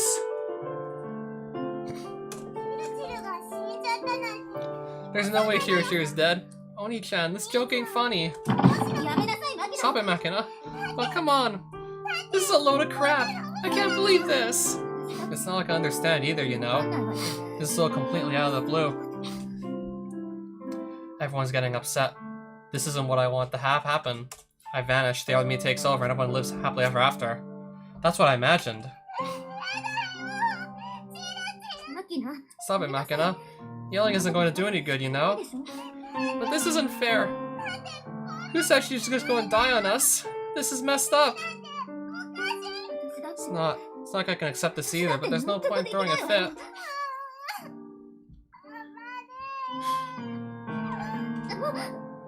Sorry for shouting, but... Amane, grab hold of Makina so she doesn't thrash around, alright? Yeah. Even when I consciously try to move, I can't budge. Forget twitching a finger, I can't even blink. I wonder what's happened to my body. I didn't want to make anyone cry. I didn't want to hurt anyone. But now Makina's bawling. Yumiko doesn't sound like she's been crying, that's good. It'd be too much to take if they all started weeping over me. I can't see my classmates' faces. I'm walled off from their world, all by myself inside this box. I can only guess from voices what's occurring around me. I always thought I was alone, but I guess I didn't know what real solitude was until now. I can't speak. I can't see their faces. I can't move a muscle. Maybe I wasn't that cut off from the world after all. My voice was weak and my jokes were crappy, but at least I had my friends who'd laugh with me. I'm going to take Michiru's body for cremation immediately after this. Anyone has something to say to her, write a letter and put it inside. I'm sure she'll read them in heaven. Seems like Yuji really does plan to kill me. In that case, before the end, I want to talk to him again. I want to see everyone's faces one more time before I go, but I can't make that request now. I can't even tilt my head slightly, no matter how hard I try. My body just won't listen. It's like every muscle and nerve in my body has gone on strike at once. I can't do anything but lie still on my back. I don't know if it's related, but my thoughts are moving very slowly as well. It's as though someone spun a network of thick spiderwebs inside my mind. Every thought has to slowly push its way through those clinging strands. I still can't believe it. I mean, I would never want to believe it. Aren't you gonna try and write anything, Sakaki? No, I'm not. Why? You don't have anything to tell her? This doesn't feel remotely real. We were just talking yesterday, now all of a sudden you're telling me... This is just too much. Oh no, the first idea what I would write either. I see. Still, that doesn't change the fact that this is your last chance. Don't leave yourself any regrets. I know, but it's... fine. That's your decision to make. I won't say anymore. I'm done writing. I'm gonna put it inside. Her hand's so small. I never expected such a tender gesture from Akane, who's always been like a rambunctious little sister.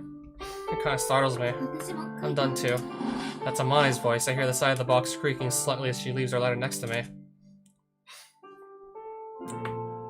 Was her chest leaning against the edge of the coffin? Kinda wish I'd been a little more like her in that department. I wasn't able to write much of a letter. You can say it's the last time I'll see Michiru-sama, but I can't quite bring myself to believe that. I can't help feeling she'll come back again. I understand your feelings, but... for that reason I'm afraid it's rather brief. For a moment I catch you with Hisachi's scent. You sure you're alright with this, Sakaki? Understood. Alright then, this is goodbye.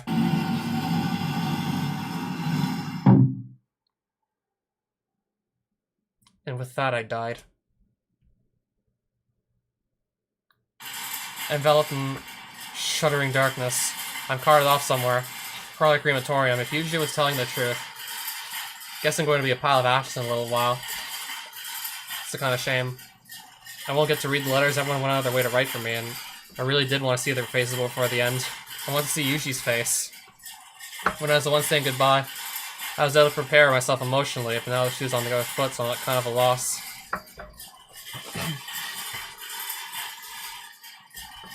And then there's that girl.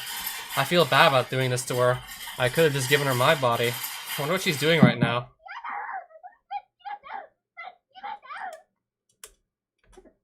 Sakaki-san? Don't die. Please don't go. Say it's not true. Please! Yumiko seems to have grabbed hold of the box and begun to shake it fiercely. I can hear her nails scratching against the wooden lid. Don't interfere, Sakaki. Get off. What's wrong with you, Kazami-kun? How could it be so calm? Matsushima-san, it's not true, right? Why so suddenly? Say it's a lie! Please, calm down. Kazami, I'll take her. I appreciate it. I'm sorry, but... it's alright. Everyone feels the same. It's alright. It's not alright. Nothing's alright. Why does everyone leave me? I've never heard Yumiko this upset before. Me neither.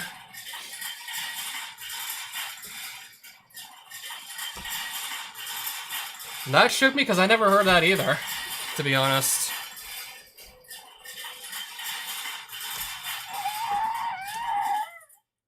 The rumbling of the wheels takes on a different tenor. We've left the building.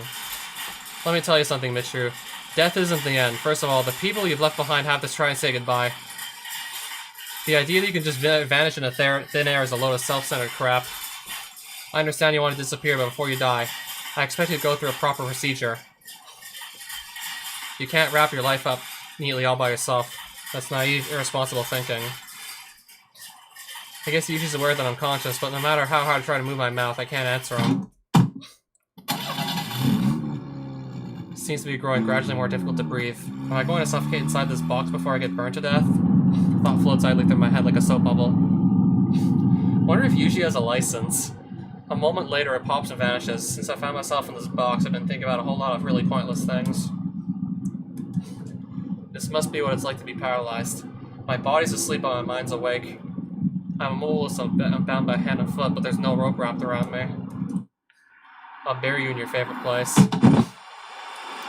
My body jerks up inside the cramped coffin, helpless to resist the shock of transport.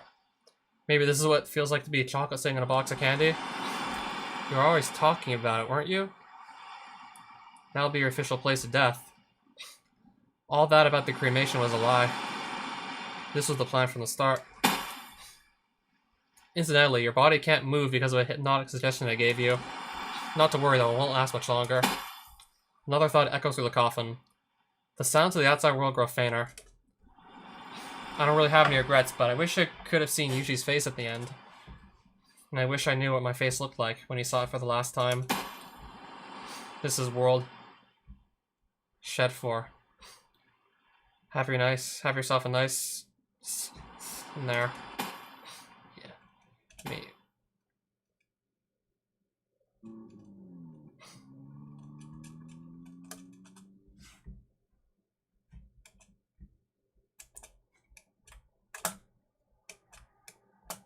My body can't move.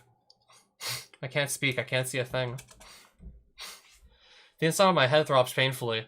Did I get bumped against the box at some point on the way here? An unexpected wave of powerful exhaustion rolls over me.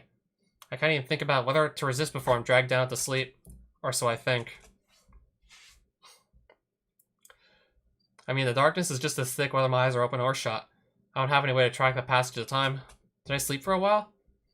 Maybe I just closed my eyes for a moment? There's no way I can tell in here. I can hear the sound of my own breathing from multiple angles at once. It's echoing off the walls of the box. I make up my mind to try to speak. My voice works. Does that mean my body can move as well? As an experiment, I try to lift my arm. Ow! It was a small movement, but it almost bangs against the wooden wall right away. I can move, but it looks like I'm going to have to do so pretty carefully. Alone inside my box, I laugh at myself. Carefully, what's the point of that now? All I can do is lie still anyway. I mean, just gonna die in here no matter what I do. Yuji. I call his name, but the sound only makes it a few inches from my face before striking solid wood and rebounding back. In this terrifyingly cramped space, the four walls themselves seem almost like living things, consciously observing me. My bangs cling to my forehead, damp with sweat. I reach up to fix them, banging my elbow against the wall once again. After carefully twisting my body around, I finally managed to brush the hair back into place. But nobody can see, not even me, so why did I even bother? My back's sticky with perspiration. It's clammy and gross. Really uncomfortable. As my dulled nerves slowly rouse themselves, I begin to notice a number of dull aches spread around my body. It's not just pain that's starting to tug on my senses, there's also hunger. I silently mouth the words I'm starving to no one in particular. Maybe I'll die of hunger before my oxygen runs out. I wonder just how painful death by starvation is comparatively. I think I saw some tasteless list about the most painful ways to commit suicide somewhere, but right now I can't remember the details. Too bad Yuji isn't here. I'm sure he'd give me a thorough rundown. Probably a little too thorough. It's hot. The sweat trickling down my forehead is starting to get into my eyes. It stings. When I lick my lips, it leaves a salty taste in my tongue. What am I doing in here again? My thoughts are all tangled up like an old-fashioned telephone cord. Thirsty. Of course, I don't have any drinking water. I try forcing myself to swallow some saliva, but it doesn't do much good. Startled by the sudden ringing sound, I end up smacking my arm hard against the side wall. I can feel my heart pounding furiously away. Where's that? Huh? A phone? The vibrations seem to be coming from everywhere and nowhere. The air resonates with shrill electronic chirping. After hunting clumsily around for some time, I finally discover a cell phone ringing right next to my ear. Sounds like you're still alive. The instant I hear his voice, I feel tears running down my face. What is this emotion? It's not relief exactly. I can't quite pin it down. Yuji? This is your final choice. That phone can only be used to contact me. Just press 1 on the speed dial. You won't be able to get through to anyone else. And the other functions are disabled as well. It won't even display the time. If you decide that you want to live, call me. That's all. You. Even though I force myself into a painfully contorted position to answer the phone, he's already hung up on me. That's the way the guy is, but still, even at a time like this, the thought makes me smile a little. But at least I got to hear Yuji's voice at the end. Maybe it's better this way. I hugged the phone close as though cradling a precious treasure, then closed my eyes.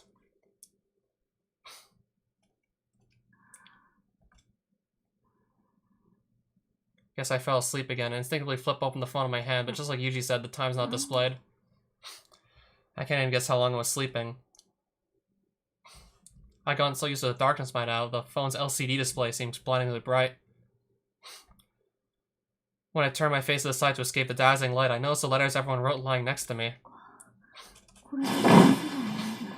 Open the first envelope and take the letter inside. This is Makina's, huh? To Chiru. Why'd you go and die without even asking for my permission? Really threw me for a loop, so please don't pull a stunt like that ever again. Don't pull a stunt like that ever again. Well, Makina, I don't think you will have to worry. Still have tons of games I want to play with you. They're totally awesome too. Why would you die without even trying them? What are you thinking? I've been keeping it a secret, but there's even a place I want to show you. It's really, really pretty. You can't go away until you see it. That's no good at all. Still all sorts of stuff left to do here, so why are you leaving? That's not right. You can't do that. Thanks for everything, but this is still totally messed up. You can definitely tell she was flustered when she wrote it. The next envelope I pulled from the little piles of manes. I guess this will be the first and last time I write you a letter like this. Haven't had the chance to come to terms with this yet, but I don't want to regret missing this chance, so I'll try my best. I knew you weren't really a tsundere, Michiru, so I was always a little concerned about whether you were forcing yourself. I always wondered if you were really okay, putting on that act all the time. You kind of tended to worry about other people before yourself, you know? I think you probably assumed nobody noticed, but we all understood. Have you stopped forcing yourself yet? Since you've gone to heaven now, maybe you're free. Doing what you want to do for your own sake. It's nice to imagine that. I hope it's true. I'm having a really hard time accepting the situation, to be honest. When you left for the hospital before, the dorm got kind of lonely awful quick. I tried to keep on like always. It was just like a little hole in my heart that kept getting bigger. Don't know how long it will take to fill that hole up again. Maybe it'll stay this way forever, but I'll absolutely never forget about you, Michiru. Thanks for everything. You're a dear friend to all of us. And an irreplaceable presence in my life. That's how it's been up until now, and it won't ever change. It's definitely kind of embarrassing, so I couldn't say it to your face. But I cared about you very much, Michiru. Please rest in peace. They saw through me, huh? It's kind of awkward reading these letters. Everybody sounds so different. They're raw words coming from the deep inside. Feelings that normally would have stayed hidden forever, scrawled out nakedly across the page. I guess when it's your last chance, really there's no reason to hold back. There's only one letter left now. Sachi's. I believe that we will meet again. Accordingly, I won't write words of farewell. I'm waiting for you. So Sakaki-san. Same goes for Amane-san and Maki-chan. And of course, Kazami-san is waiting as well. Everyone is waiting for you. Well then, until the day we meet again. Okay. As I read these simple words, I remember Yumiko breaking down in tears. Seemed completely out of character for her to get that upset. I always felt like she was keeping her distance from me, so why did she cry like that? I'm trembling? I realize my hand is beginning to quake slightly. Even though I'm not exactly cold, my teeth are starting to chatter and I can't make them stop. The letter wasn't that carefully worded or anything, none of them were. They scratched them down in just a few short minutes after all, but for some reason the normality of their words make me feel like my heart's been squeezed in my chest. I won't be able to laugh with them ever again, or exchange hellos in the morning, or even have one of our stupid conversations. It all felt so normal before, but now it's gone forever. It's almost like I've only just realized that. The more I think about it, the harder it is to control my trembling hands.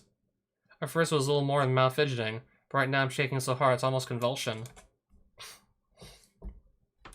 My own body feels strange and alien to me. Powerless to stop the trembling. I just observe it dumbly. Even after a few minutes, there's no sign the shivering movements are likely to stop anytime soon. I decided to try thinking about something else. I wonder where Yuji is right now. What's he thinking about? He called me on the phone, so maybe he wants to see me again. Maybe he wants to talk to me again. I really want to see him, but... In that instant, the light of the LCD screen vanishes as the cell phone abruptly shuts itself off. Wait, no! I press the on button over and over, but the screen only lights up for a few seconds at a time before turning off again. Not for a while, even that stops. The phone goes entirely dead. I can't contact Yuji anymore. The one thin thread of salvation dangling out from above has just been completely severed right before my eyes. Now I really am all alone. Deep inside the dark, heavy earth. All of a sudden, my fuzzy thoughts snap into sharp edge focus. I've been floating along as if in a dream, but this all feels terribly real now.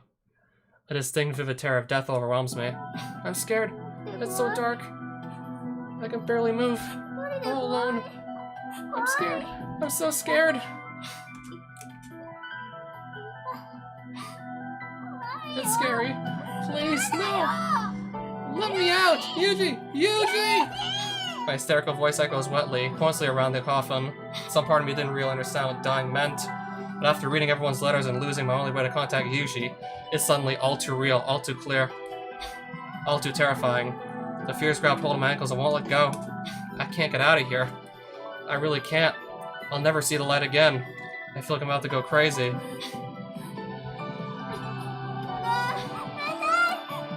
Stop it! Let me out, please. I want out of here. I feel around the interior of the box with clumsy, panic hands searching for some sort of exits. But of course, there's no such thing. There are places in the lid where the material feels slightly different, but nothing happens when I strike them. In the first place, I can't position myself properly in this cramped little box. The hard planks rub against me with every movement. I can feel the rough pain of torn skin, the hot trickle of blood oozing out of my wounds. What's the matter? You're the one who wanted an end to this world. Why are you getting all frightened now? You've come this far. A little late for regrets, don't you think? A face exactly like my own floats before my eyes. Am I just hallucinating, or is the other me somehow taken on form? No point in getting upset now, is there? Panicking isn't going to change anything. But at this rate, I'm gonna die. That was the whole idea, wasn't it? You die and I live in your place. Once you realized that wasn't working out, you told him your real feelings.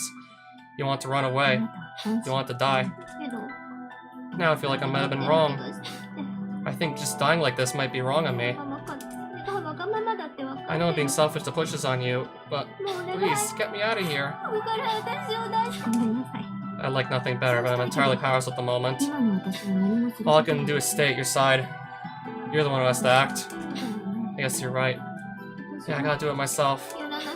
The other me stares in my eyes, her face steady and calm, not even blinking. Was there really no one in the world who loved you? Was there really not a single person who needs you?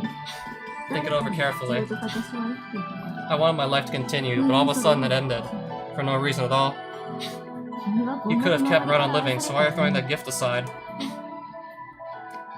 I lost so many things over and over, for so long. I was scared it would just keep happening. The only one who can do something about that is you yourself. If you think it's impossible, then just stay in this darkness forever. I have my own regrets, you know, but I'm bearing their weight. I don't think I have any choice other than to do so. If you want someone to believe in you, if you want somebody to tell you not to disappear, then the first thing you need to do is believe in yourself. Care about yourself. Live for your own sake, not someone else's. Wait! Live for my own sake. I've never even tried. I'm always working for someone else's sake, and always failing. Always falling short of their expectations. Always a defective human being. In that instant, the phone begins to ring. Even though the battery was definitely dead, the shrill electronic warbling bounced around inside the box. The screen of the incoming letter is still dark, but the sound of the call continues as loudly as before. When I mash my thumb in the general area of the answer button, the ringing stops. I slowly bring the phone to my ear. Hello? Who's this? Why? Why do you think you're alone? You have someone who thinks of you as a friend, who cares about you very much. So why do you keep trying to go off somewhere on your own? You don't know how painful it is to be left behind, do you? That's why I keep trying to go away. Everybody loses things. Being hated isn't unusual either. I love you very much. So please, don't go anywhere. If you're feeling sad right now, then let's become happy together. Come back here and let's be together from now on. From now on. I haven't really thought about that so much lately. All this time I've been focused on enduring the pain from the festering, miserable wounds the past left me. Even when I met someone now, I find myself thinking about what happened before. Biting my lip when they weren't looking, what's the point? It'll be over someday. Is it really okay for me to become happy? I timidly try to stretch out my hand. The door leading to the future is heavy and cold to the touch. What do I really want? I want to see Yuji again. I want to hear everybody's voices again. Even if it has to end, I want to be there with them. I want to become happy just like anyone else. I strain forcefully against the door and it opens before me. Leading me to this place. Michiru, you finally showed up, huh? The voice takes my breath away. Even after all this time, I never mistake that voice. It's my friend, the girl who went to the other side. You came to see me, right? You're gonna come with me? I mean, we're friends, so we should be together, right? Well, I love you, Michiru. Thanks for coming. Let's be together forever. The voice draws near, accompanied by something that seems to be formed out of pitch-black mist. I draw back a step in fear. Why are you running? We promised to stay best friends, didn't we? Or what, do you hate me now? I don't hate you. Actually, I like you a whole lot. So stay with me. Come on, let's stay here together. Give me your hand. A violet plume of smoke coils itself tightly around my arm. It's sharply cold against my skin, like fog rising from dry ice. We can be together from now on. Nobody's gonna mess things up for us here. I'm really, really happy. I'm sorry. For what? Do you hate me after all? I love you. Even now you're the friend I love most in the whole world. Then why are you apologizing? Answer me! Well, you see, you were a thing of the past. A thing of the past? You died a long time ago. You're no longer a part of this world. That's why I can't stay with you. I gotta live facing forward. I can't spend my whole life looking back over my shoulder. Are you saying you're going to forget about me? I won't forget you. I won't ever forget, but I don't want to use you as an excuse to run away anymore. I don't want to let myself think I'm useless without her every time something bad happens. I promise I'll never forget you, but I can't stay with you any longer. I don't get it at all. Why can't you stay with me? I don't understand. Why go back to a place where everyone hits you and Celsius makes fun of you? Why leave you? You can be with me forever, no worries. I seem to have picked up a phone at some point. No, I was holding this all along. The battery's dead and it can't connect me to anyone, but right now it's the only thing tying me to the other world. Sorry, I'm going now to the future. My hand finds a knob of an invisible door. I decide to leave this world behind. I tried to do the same thing, but I think that was a mistake. I have friends who laugh with me, friends who cry with me. I have people waiting for me, people who love me even. I have someone I love, and that's why I can't follow you on the road you chose. It's not fair. You're just gonna move on, leave me behind. That isn't fair at all. Sorry, but I do love you, okay? Very much. But dying with you wouldn't be an act of friendship. That's not what a friend would do. I think being a friend to you means caring about the friends who are with me now. I'll keep your memory locked up in my heart as long as I live, but this is goodbye.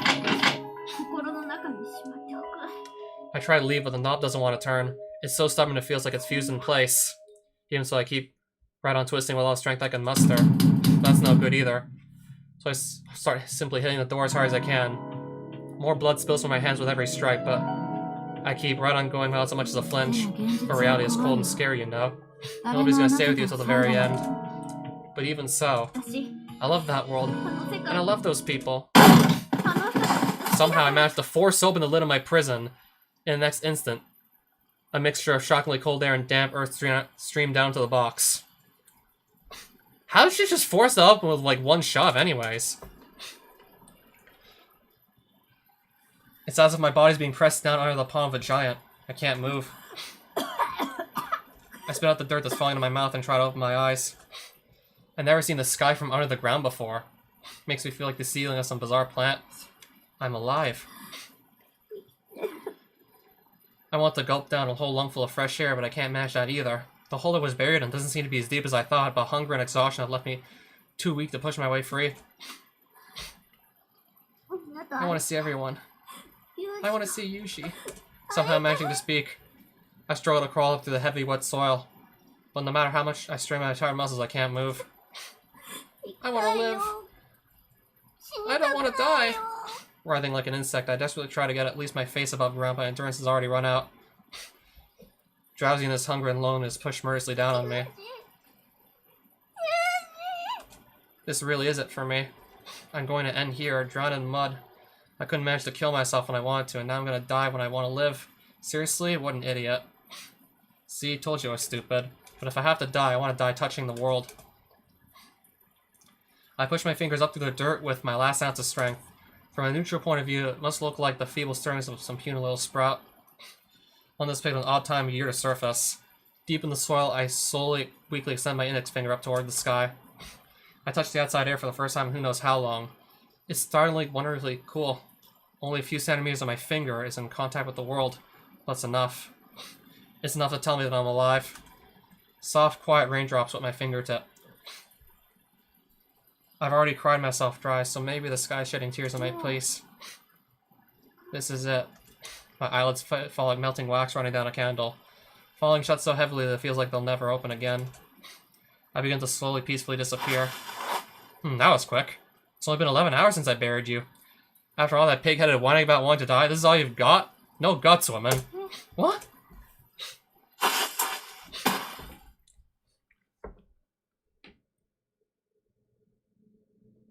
I pull Michiru up out of the earth. She's got a somewhat surprised expression on her face. Understandable, I suppose. Yuji? Why? Why are you here? Am I dreaming? This isn't a dream, it's reality. How are you feeling? Come to your senses yet? But why? What's going on? Even if I tried to explain the whole thing, I doubt the girl would understand right now. I decided to keep it simple. I knew it would turn out like this. I knew all along that you didn't really want to disappear or die. So I sat here and waited for you to break out of that shell. I was just your assistant on this one, here to lend a hand in the most literal sense. Alright, so how did he know this?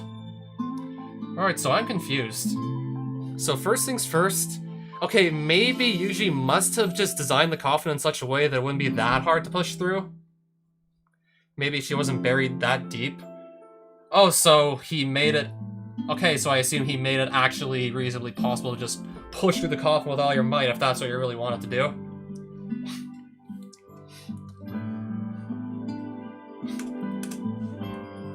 Alright, so he was just sitting there for like 11 hours? Waiting for her to just break out of the coffin? So it literally just took that experience for Michiru to just suddenly decide she wants to live? I just wanted to keep on waiting as long as it took for you to come out of that box. What if I never came out? Who knows? Hadn't thought about it, but I couldn't exactly wander off.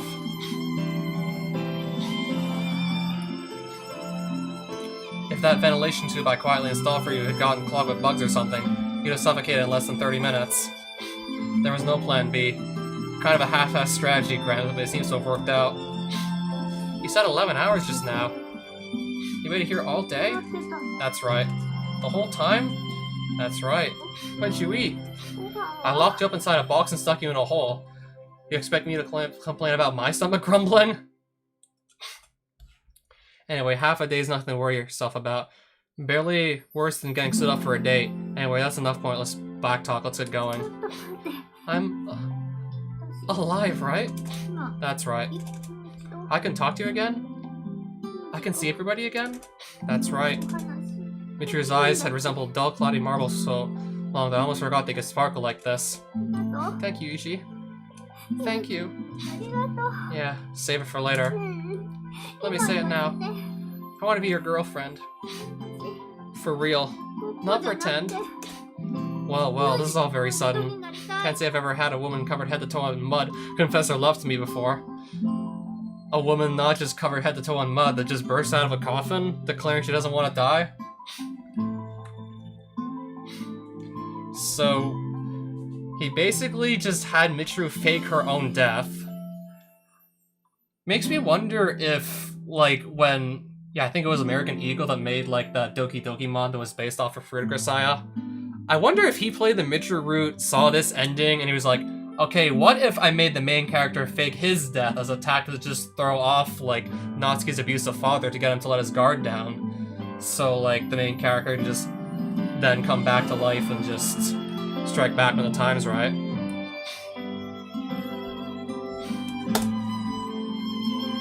If you want to have your phone reactivated so badly, just go and talk to your super duper boyfriend. I can't because he's dead, Dad! Well, that's too bad. Well, to be honest, I couldn't care less. He was nothing but trouble.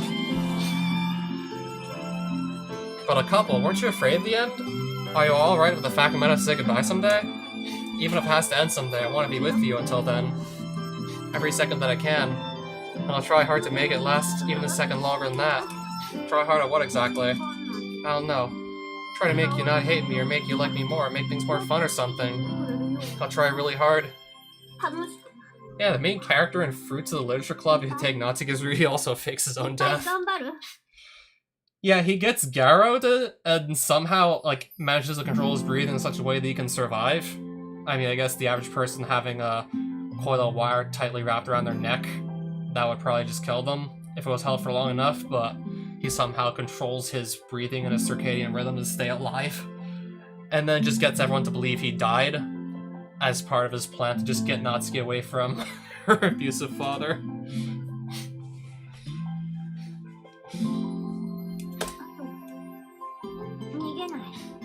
I won't run away anymore. I decided not to run away from reality, from the world. Okay, so I guess it really was like another fucking hour of ending.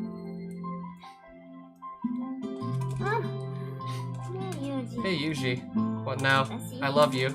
So, this is the good ending? Okay, so I sort of just accepted as fate, like, I don't know, 30-40 minutes ago, that the old Michiru was gone. Welcome back to the world you belong in. Do you have a watch? What time is it? A little after 2 in the morning, I guess. The witching hours, they say. Try not to make a habit of rising out of the ground in the middle of the night. People may take you for a zombie. Indeed, Sakaki would have probably pissed herself. What are you planning to do if I never came out? Wasn't something I thought about. I knew you well enough to know you'd find the strength to live all on your own. So the worst case scenario I planned for wasn't you never coming out, it was you coming out after even more time had passed. That's a worst case scenario?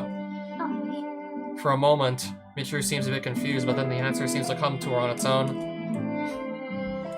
Suddenly, she starts squirming around on my back and looking anxiously around the area. We got 2 possible emergency countermeasures. First, we could stop by that beach. It's a bit regrettable from an environmental perspective, but I think Mother Earth will understand. No, anything but that. You were about to toss your life away, weren't you? Surely you can withstand a little humiliation. Some things are worse than death, okay? Alright then, second option. You could always just make use of the public facilities just past that bank. Mention that option first! Seems our body's in no hurry to die, at least. Welcome back! As for Michiru, after returning from the restroom with a profoundly relieved expression, she hopped right back onto my back for the walk home. What on earth are you doing up at this hour? Isn't it obvious? I'm cleaning. Alright, so what's the bad ending gonna be like? Because I feel like we hit the good ending, thinking we were gonna get a bad ending for about over half of it. Either she truly accepted she wanted to die, or she just realized all too late that she was wanting to live, but had no escape out of that coffin.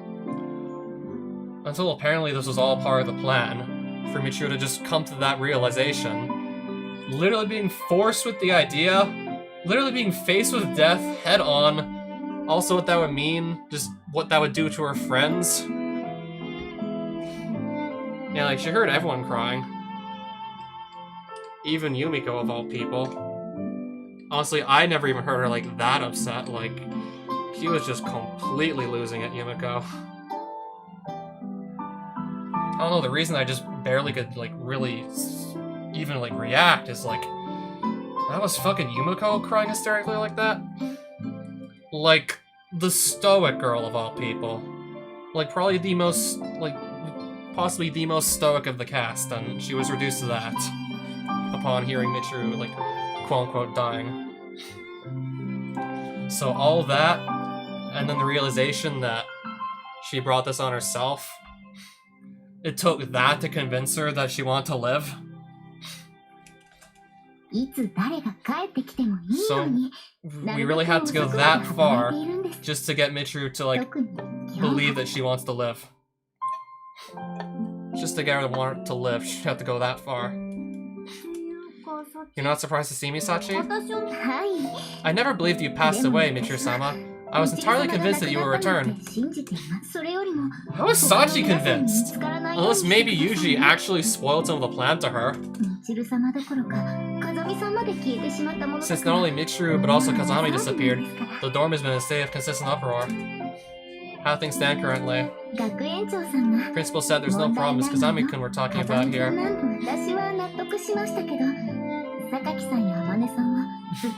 Sakaki and Amane have been exceptionally restless, and Maki-chan has been distracting herself with shadow tag practice. I'll have to explain everything to you all later. Guess I better brace myself for a slapper 3. Can we just fast forward to where he explains exactly what happened? Thanks, Sachi. Thanks for waiting for me. Not at all. Thank you very much for coming back. I don't know, this is the closest thing I've ever seen to someone quite literally coming back from the dead. Yeah, I'm home! Welcome home, Michiru-sama. Go ahead, you can head and get some sleep. You're up early tomorrow again, right? That's true. In that case, I'll excuse myself. No, I still have to wonder how Yuji exactly knew what was gonna happen. Are you crying? Yeah. I see. Making no further comment, I carry Michiru to the bathroom. You're filthy. Well, of fucking course, she was literally laying in a casket for 11 hours.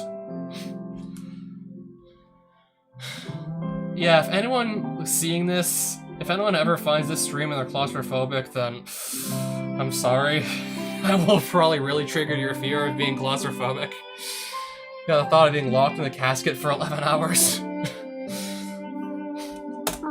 Yeah. What's wrong? Being alone too scary? Yeah, I'm okay. I know you'll come back for me, Yushi.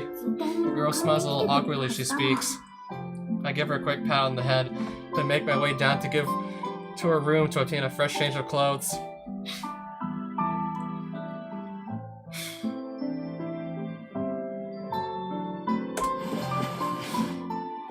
These are the ones she's always wearing. Well, that works. You know, I think I would have probably just really lost it if Yuji also just hooked up a microphone to that casket and then was just recording her screams and then just decided to use that as a sample for some song he was writing. Already out of the bath? That was fast. Brought you a change of clothes. Okay. You get in the bath too? Oh shit. I need to arrange for your medical checkup, and that's fine. I mean, you were sitting outside all that time, too, weren't you? Oh, do I smell? Sorry. That's not the problem. But anyway, just take a break.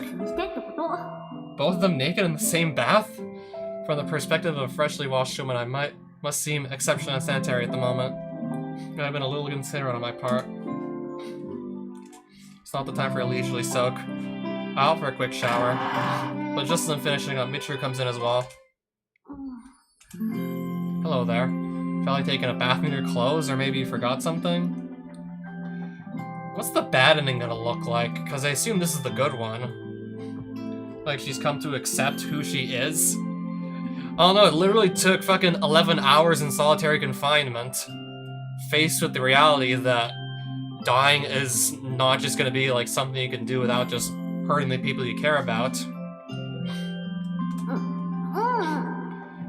Had to just face it with the reality head on, spending 11 hours down there, just for her to get the idea that she wants to live. Happy to see you again, so I understand that, but couldn't you wait 5 minutes for me to come out of the shower? I want to show my gratitude and stuff too, so I thought maybe you could wash your back. You're a real handful. Alright, if you're doing this, do it quickly. Yeah. Michiru rubs the bar of soap against the washcloth, slowly and carefully working up a nice lather. Pardon me. The girl proceeds to wash every nook and cranny on my back. Nice gesture, but after 5 straight minutes of scrubbing, it starts to feel like she's overdoing it a little. Alright, that's good enough. I told you that's good enough. Cut it out already. I don't wanna let you go. Must have been pretty lonely down there. Yeah, I'm not going anywhere, Michiru. Could you kiss me? For real, not pretend. I turn around, take Michiru by the wrist, and draw her to me. Yushi, please. Instead of answering, I press my lips to hers. Well, this sort of thing isn't too bad every once in a while. I can't stand people who decide they've saved someone with a little kindness. Human beings exist within their own private bubble of solitude. Our pain and sadness can't be cured by gentle words. Offering gestures of sympathy can make you feel good about yourself, but for the recipient, it's meaningless at best. People don't need a crutch or a savior. They need to overcome their own suffering or find the strength to accept it. And when someone needs help getting to that point, I'm willing to lend a hand. Of course, that doesn't mean I go around offering my support to every sad sack I run out on the street. I'm not some hypocrite politician or cult leader. So what distinguishes the people I willingly assist from those I don't? Not sure if there's any clear criteria, really, other than whim. Sometimes I just feel like it. I love you. Even when it comes to the young lady currently sleeping on my side, thoroughly pondering the reason why I helped her doesn't produce a convincing answer. That's just the way human beings are. Can't comment on how meaningful this particular incident may or may not be, but I'm not unhappy with the way things turned out. So, this is the good ending, I'm like 99% sure, right? The tricky part is explaining how she's come back to life.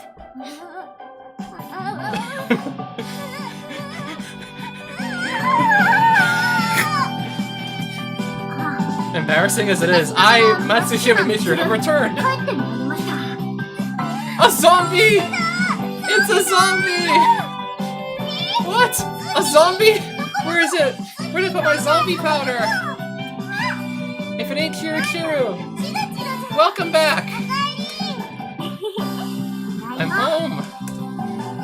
No. I'm home doesn't cut it. Here's a welcome back! What? Sakaki-san!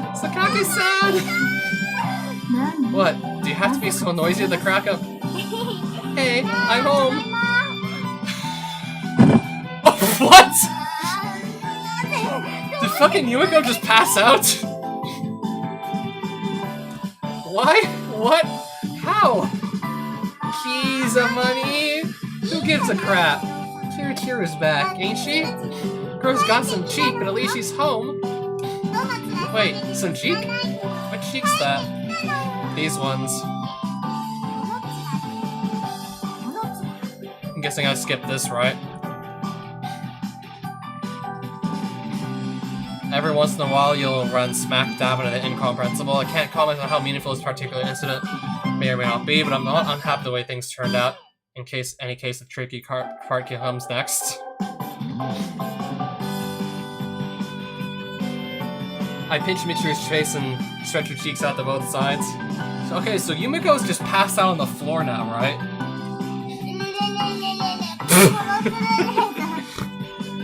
What the hell kind of a sound is that?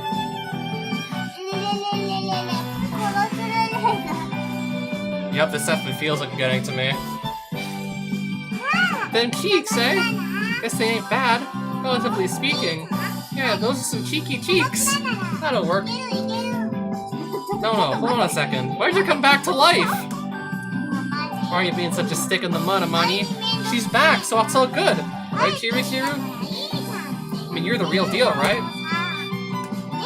Makana trots over and begins poking at Michiru's chest like a housewife.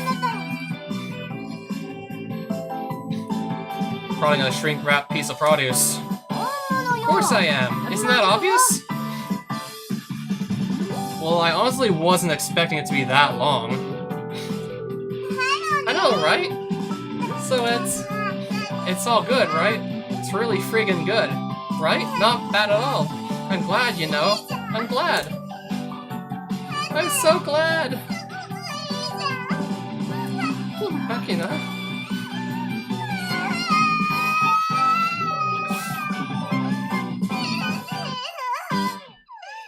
I missed you. I missed you so much! Yeah, sorry. I won't go anywhere again. Is that a promise? Do you promise? Sure, I can promise. Michiru and Makina link their little fingers together, watching as they swear their oath. Amane heaves a heavy sigh of surrender. Fine, okay. You've miraculously come back to life and returned to us. I'm glad too. Nothing can make me happier. So sure, it's fine. I'll just have to force myself to accept this.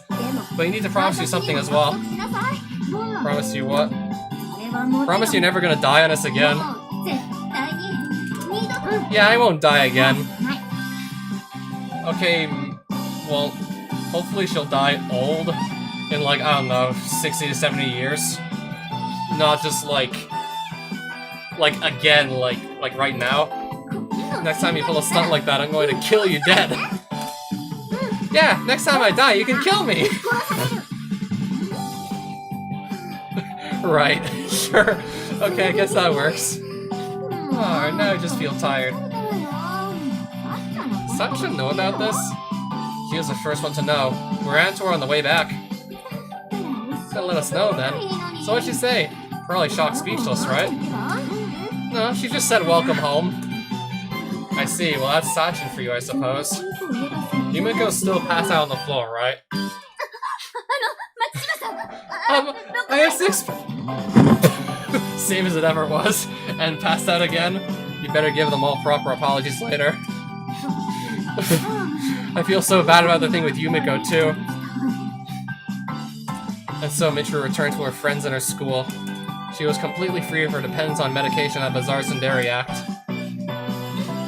She spends the rest of her school days as a normal girl, 6 pennants hang on the wall of her room. Oh, so yep, she did get the penance finally. A little too neat a conclusion, unfortunately. Honestly, Michiru's just managed to finally face up to one of her multiple problems, nothing more. Gee, this isn't pretend, right? That's right, this is a fully legitimate date. So why are we running? For 5 kilometers, too! Because you told me to plan the date, and I decided a little short distance sprinting. Listen, the act of running isn't just... Ah, fine! Whatever! I got the message. Yeah, I did. I did tell you that. Right? All my fault, sure. Our light jaw concluded, Michiru and I arrived at a certain high spot overlooking the sea. A place that holds many memories for us. Have I been staying myself lately? Yeah, you haven't turned to anyone else since you came back. Something to celebrate, right? For some reason, it doesn't look like she's entirely convinced of that. I guess, but is that girl really okay with this? What do you mean? That girl still exists inside me. It's not like she vanished or anything. She's still living right here. And now she says she's not going to come out of her again? Is it really okay to just leave things like this? I reached out and wiped the sweat from Michiru's cheeks with a hand towel. We went over this before I buried you. I told the girl straight out that if you regained the courage to live, she probably wouldn't have the chance to come out again. I mean, she told me that was alright with her. She understands that body belongs to you. There's nothing to feel guilty about. Maybe it was all just me hallucinating, but I talked with her inside that box. And back then she told me she had regrets. It's really been bugging me ever since. Could you try asking her about it face to face? Michiru, my friend. You've only just managed to regain control of yourself. Why go out of your way to... I know. I don't like the idea of becoming happy at her expense. I hated that girl at first, but she was actually looking out for me all along. I mean, this heart is hers, right? It's thanks to her that I can be with you now. A bead of sweat dangling from the tip of her nose. Michiru stares up at me with a serious expression on her face. It takes an effort to keep a wry smile off my face. Even without the pseudo-Tsundere act, this girl's still a real handful. But compared to forcing herself to act out some character, I suppose it's nice to see her honestly expressing her feelings. Alright. If you insist, I'll try calling the girl out. I do have a method in mind. What method? Same one I use with your medicine. In other words, I'll just use a little manipulation of your assumptions. Set up a simple magic show in Michiru's room. The trick I have in mind, most magic amounts to a little more than a bit of psychological misdirection. It's physically impossible to produce a coin from nothingness. And of course, you can't abruptly make one disappear either. Such illusions are made only possible by manipulating your assumptions. A visual distraction leaves you convinced that the magician's carrying nothing. Or in fact, the something is being moved around to where you can't see it. Everyone knows the basic idea, but it's surprisingly hard to overcome our mind's tendency to fill in the gaps and jump to conclusions. Deliberately planting the wrong idea in someone's head isn't as difficult as it might sound. As Michiru said, I don't think the girl's vanished. She's keeping to herself, that's all. I can't exactly reach in and grab her, so I have to trick her out. So that's why the mirror's here? The only prop is a full-length dressing mirror I had Sachi fetch for us. Didn't take long at all, so I'm guessing she borrowed it from someone's room. That's right. This is all we need to pull this off. Alright then, Michiru. Start looking at yourself in the mirror. Keep staring into your own pupils, and don't even think about blinking, understood? Yeah. Now stay like this for a few hours. Keep it up and she'll come out eventually, I'm sure of it. Hours? How many is a few? Is it really that hard? You're the one who wanted to make this happen. Can't even put a little effort? Don't get off my nose if you don't want to quit. Oh, if you want to quit. I'm gonna do this, just watch. This is tough. Do it quietly. Yes. Also, I don't have a clue whether staring into her own eyes is actually going to wake up the other girl. That's not really the point of this little exercise, though. By physically and mentally wearing Michiru out, I'm hoping to get her to a drowsy, half-conscious state where it'll be easier for her alternative self to appear. My words should do the rest. Stay focused, Michiru. She'll come out any minute now, just a matter of time. I'm not really convinced of that, but I keep up a constant course of firm declarations to the contrary. In other words, I'm forcing the idea she's going to wake up into Michiru's mind. Hopefully my confident attitude will eventually lead her to the surface. All of a sudden something changes in Michiru's face. It's a truly subtle transformation, but the cast of her eyes seems slightly different. There you are, finally woke up, eh? Mm-hmm. Close enough, now that talking like it's a done deal should finish things up. Girl steps in the blinking of the light. Just forget about me. It's alright. Don't worry about it. Bingo, now I can pull this off. Thought that was you. I'm happy to see you again. The feeling isn't mutual. Why am I here? I already decided to disappear. This girl doesn't mean me in her life any longer. Now you're talking just the way Michiru was before. Aren't you supposed to have a little more sense than her? Look, I shouldn't be taking control of this body anymore. It's wrong. Michiru called you here of her own free will. There's nothing wrong with accepting that. Why hold back? It's not that simple. Alright then, I'll give you a simple question. What are your regrets? Regrets? What the hell just happened? My regrets. Deep inside Michiru, nestled inside her heart, I sing in a thought. What the hell just happened? Why do I exist inside her? On the way back from school, I was badly hurt in some kind of traffic accident. Oh, this is the heart donor? Until then, I lived a very normal life, I think. Normal? I guess so. My grades were pretty decent. Although I was an honor student. Did fight with my parents sometimes. Even ran away from home for a day or two every once in a while. Apparently used to say some mysterious things when I was a little kid. But as I grew up, that stopped happening. There was someone I liked, although I'm not sure if it was love or just a crush. I never expressed those feelings. Didn't really feel the need to. Just watching them from a distance made me happy enough. Then out of nowhere, that accident brought it all to an end. I don't know the details myself. I was just walking home after school one day when everything went black. When I came to, I was in the hospital. A sharp smell of antiseptic solution on an off-white ceiling greeted me. My mind was sluggish and fuzzy, but I was awake.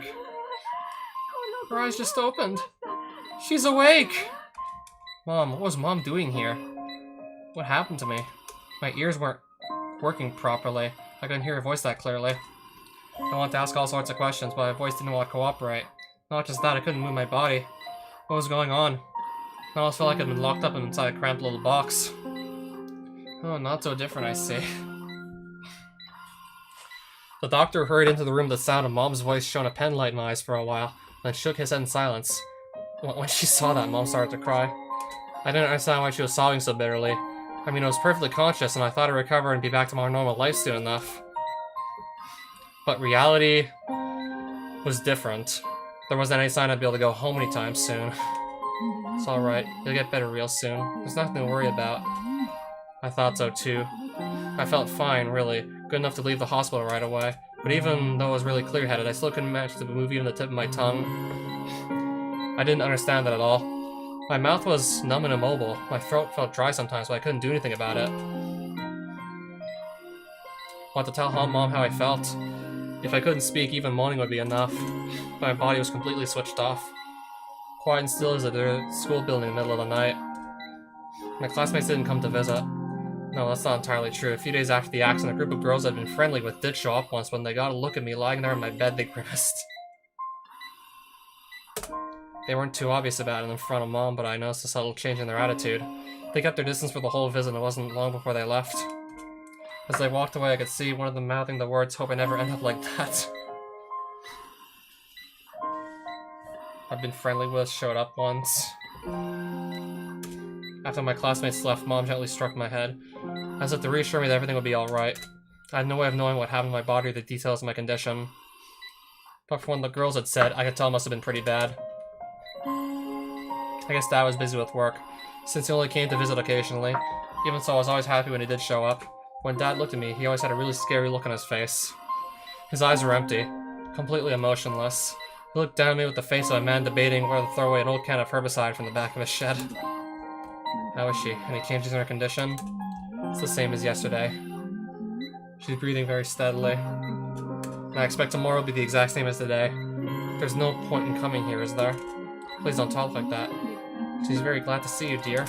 Is she now? Dad peered down, studying my face. I was glad to see him, but I didn't have any way of expressing that happiness. Can't tell if she's seeing me at all, I don't know about that. I can see you just fine, I can hear your voice. Same as yesterday, it's almost like time stopped. I loved Dad, but I was starting to think he hated me. Maybe he used to love me, but hated me because of what I'd become? Not that I even knew what I looked like anymore, honestly. Once a week, Mom would wash my body with a wet cloth. I always loved soaking in the bath, so it wasn't really satisfying by comparison. But since she was doing everything for me now, I didn't exactly have the right to complain. Not that I could have if I wanted to. What really impressed me was the soap she used. It was always lightly fruit-scented.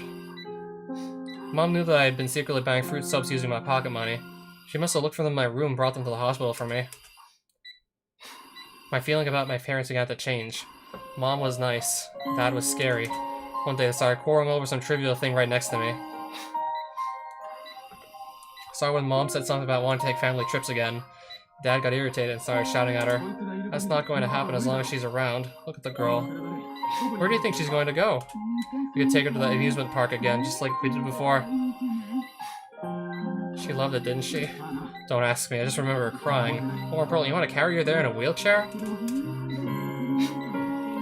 There are plenty of people who go to the amusement parks in wheelchairs, aren't there? But the girl isn't conscious. Look, she's not like other children anymore. You can't take her on trips. It isn't possible. No more trips, huh? I didn't know that, Dad. We don't know that. Now do we? The doctor said. What do you mean this section not being voice acted? The mom and the dad are just speaking really quietly, and I assume that's being done on purpose. And I assume we're hearing it very quietly on purpose if this is from, like, the brain-dead girl who had her heart transplanted, from her point of view. If this was, like, the past life of the other Michiru, in this, like, basically almost comatose state, like, she can barely hear the two, so of course it would be quiet, it would make sense. Forget the damn doctor, she's already as good as dead. Just look at this! Dad strode over my bedside, then violently smacked my cheeks with the palms of his hands. Are you alive? If you're in there, say something. It's Dad! Look! It's Dad! Stop it, dear. Shut up. The girl can't hear a damn thing. She's completely oblivious. She's gonna stay asleep in that bed forever, doing nothing but tying us down. Don't talk like that. Stop squawking. Look, just do me a favor and don't talk nonsense anymore. It makes me sick. Dad swung the door open violently and stalked out. He wanted to tell me it was wrong. I could see everything, I hear just fine. But it didn't hurt when he slapped me. And I couldn't cry. Even when my parents fought bitterly before my eyes. Hurt her, didn't it? I won't let him do that again. Mom returned to my side and began to gently stroke my head. Dad's just a little stressed from work lately. It's alright. We'll go somewhere as a family soon, okay? Some of the monologue is voice acted while others are not. Yeah, you telling me? Yeah, you telling me?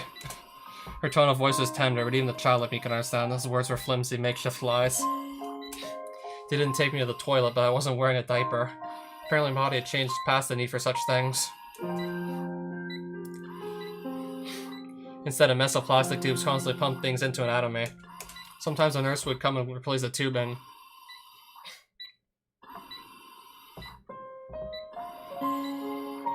It was agonizingly painful, like having my stomach cut open by a dull knife. But since I couldn't scream or even shed a tear, they never even knew.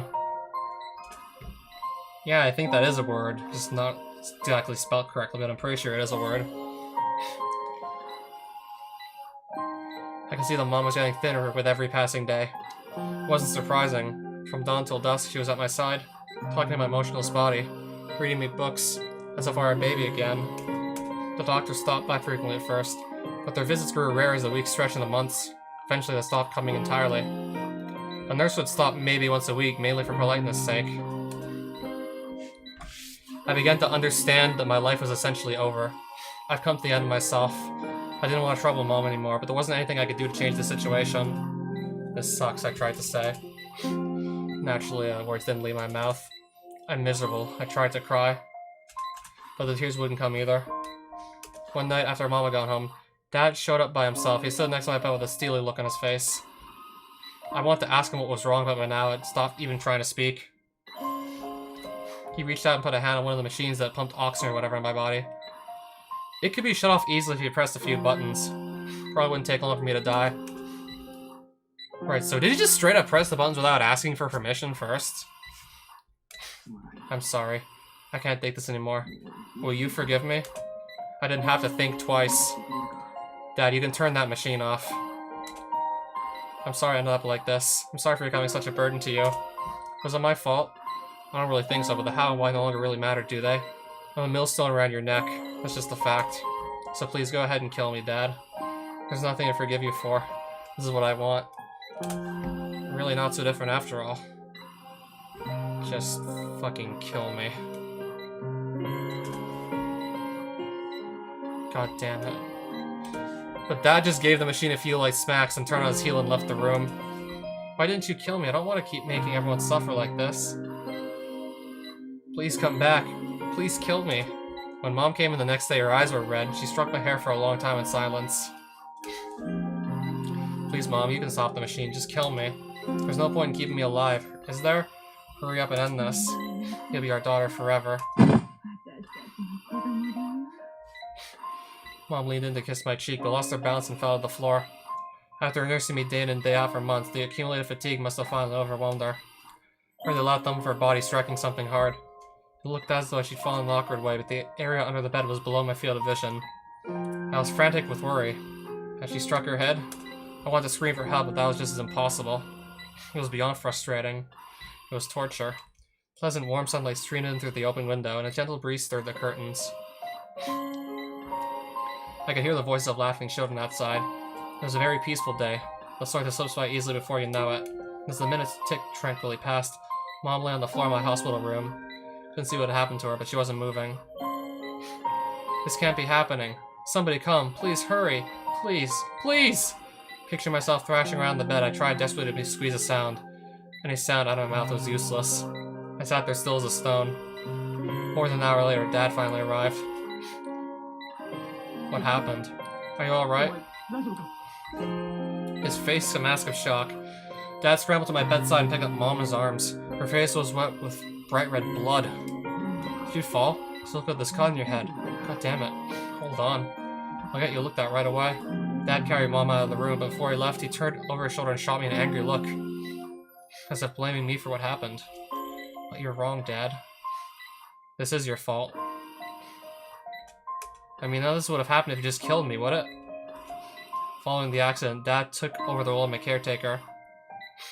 He spent the days working on his laptop, never making eye contact with me. But after less than a week of this, a doctor came to my hospital room and discussing something with Dad. These people have to be searching for a heart donor. I see. Are you sure about this? Clearly distressed, but nodded silently, accepting a pen from the doctor, slowly signed documents. So this was the heart donor, I see. No clue how to explain this to her either, but what else can I do? We're both past our limits. At this rate, we're gonna fall apart. Dad didn't take my hand or stroke my head. If this was gonna be the last time I wanted to touch me, even for a moment. I really am sorry. If you can hear me, please say something. Thank you, Dad. Of course you can't talk. What am I saying? Ridiculous. Dad stayed by my side until morning. I was really happy. But in the end, he never held my hand. The next day, an unfamiliar doctor came to my room. He gave me a number of injections, stripped me naked, and carefully inspected my body. Dad stood silently and inspected my body. Oh, and watched. Mom wasn't there. At the end, Dad looked down at me and said something, but I couldn't make out the words. I was loaded onto a stretcher and carried to an operating room. My heart was going to be taken out of my body to save someone else. Yup, so... yeah, she dies. Didn't sound terrible. More appealing than lying around helplessly making Mom and Dad miserable, at least. No matter how badly I wanted to move, my body was still. No matter how much I wanted to speak, I couldn't talk to anyone. I didn't want to exist like that. Well then, let's begin the procedure. That day in the operating room, I think I died once. I see, so then your heart was transplanted to Michiru's body?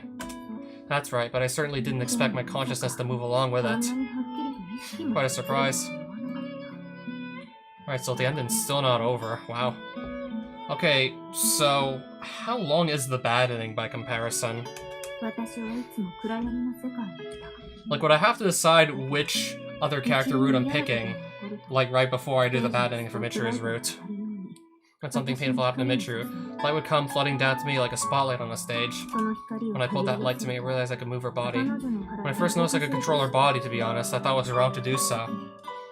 I mean, it was her body, not mine. Even if it was possible to take over, the ethical choice would be to pretend otherwise. Stay sleeping in the darkness forever. But after all those months I spent motionless in that hospital bed, I could move my fingers. I could speak. I could turn my gaze where I wanted. And I think that brought me pleasure. I hadn't realized just how wonderful the ability to move your own body freely is. Not surprising you feel that way, but the body you were moving wasn't actually yours. Someone upstairs has a nasty sense of humor. Michiru seemed to have closed off her heart because of the tragedies of her childhood. Thought I might be able to help her. Started coming out in their place when it was hardest for her, doing all sorts of things on her behalf. I tried very hard to improve her life. But to be honest, I might have been simply reveling in the ability to move. Might have been simply reveling in the ability to move. Had I really been thinking about what Michiru needed, that was the last thing I would have done. I was sticking my nose in where it didn't belong. Only brought her more worries, more pain. Not intentionally, and you did everything you could to ease that pain, right? Michiru's suffering hurt you too. Like I said, I'm not a villain. I really did want nothing more than to help Michiru. She wants you to return the favor, so let's talk about these regrets of yours. By which I mean, what do you want to do? Guess I'd want to see Mom and Dad again. Your parents, eh? That's the one thing I'd want more than anything else. I mean, it's not like there's anything in particular I want to do after meeting them, but I'd like to see their faces. That's your wish, is it? But that's impossible, of course. I'm not Japanese, after all. My home is a very long way away, and it's not like they'd even recognize me in this body. I can't return you to your original form, but I can take you to your parents. If that's what you want, I'll help make it happen. After all, that's what Michiru wants as well. I don't live in Japan, remember? What about it? Is that supposed to be a problem? The only issue I see here is you're waffling. You don't have to do this if you don't want to, alright? You might regret it later, but it's your choice to make. So what'll it be? That's supposed to. You've already made up your mind, haven't you? And you know you have. I'll give you 2 seconds to answer. This is your only chance. Ready? Huh? I'll go. I hadn't even started counting, but whatever.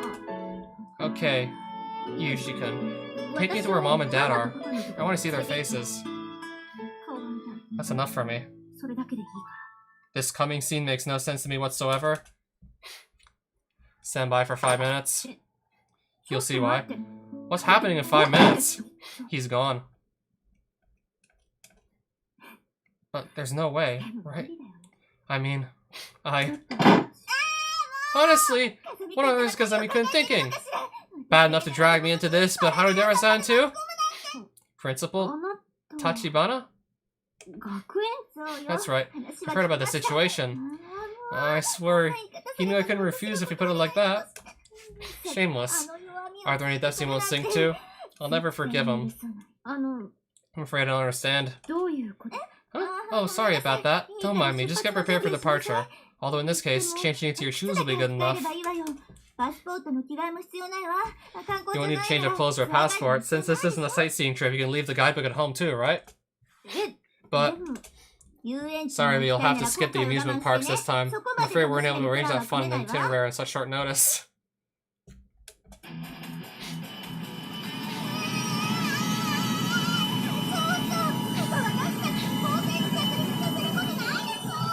Wow, come on, I might have given permission, but that doesn't mean you have to land the front yard. Those flowers are just about to bloom. An airplane? Sorry to keep you waiting. Good thing we happen to have someone flying around nearby. How'd I do? Was that 5 minutes?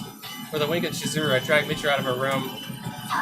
Look here, Kazami-kun. You know what's going to happen when you get back, right? I'll take responsibility where I can, at least. We'll go 50-50 on the rest. Look at you for this! What is this? An airplane landing inside the campus? It's alright, we're going to see your parents. Right now. Right now? Once the decision is made, why put off taking action? Okay, how do they get an airplane to the campus in just 5 minutes?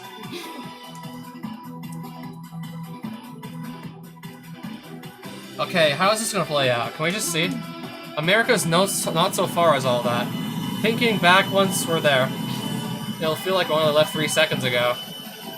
Allow me to demonstrate. 3, 2, 1.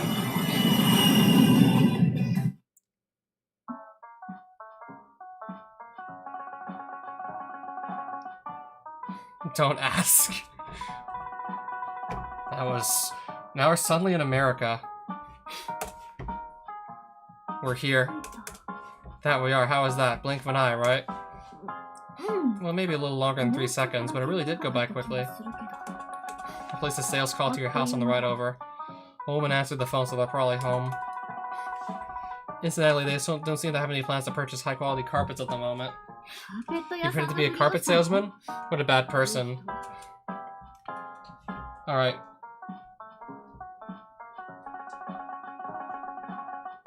So how is this gonna go? How are we even gonna begin to explain this to the parents at this point? No harm done, right?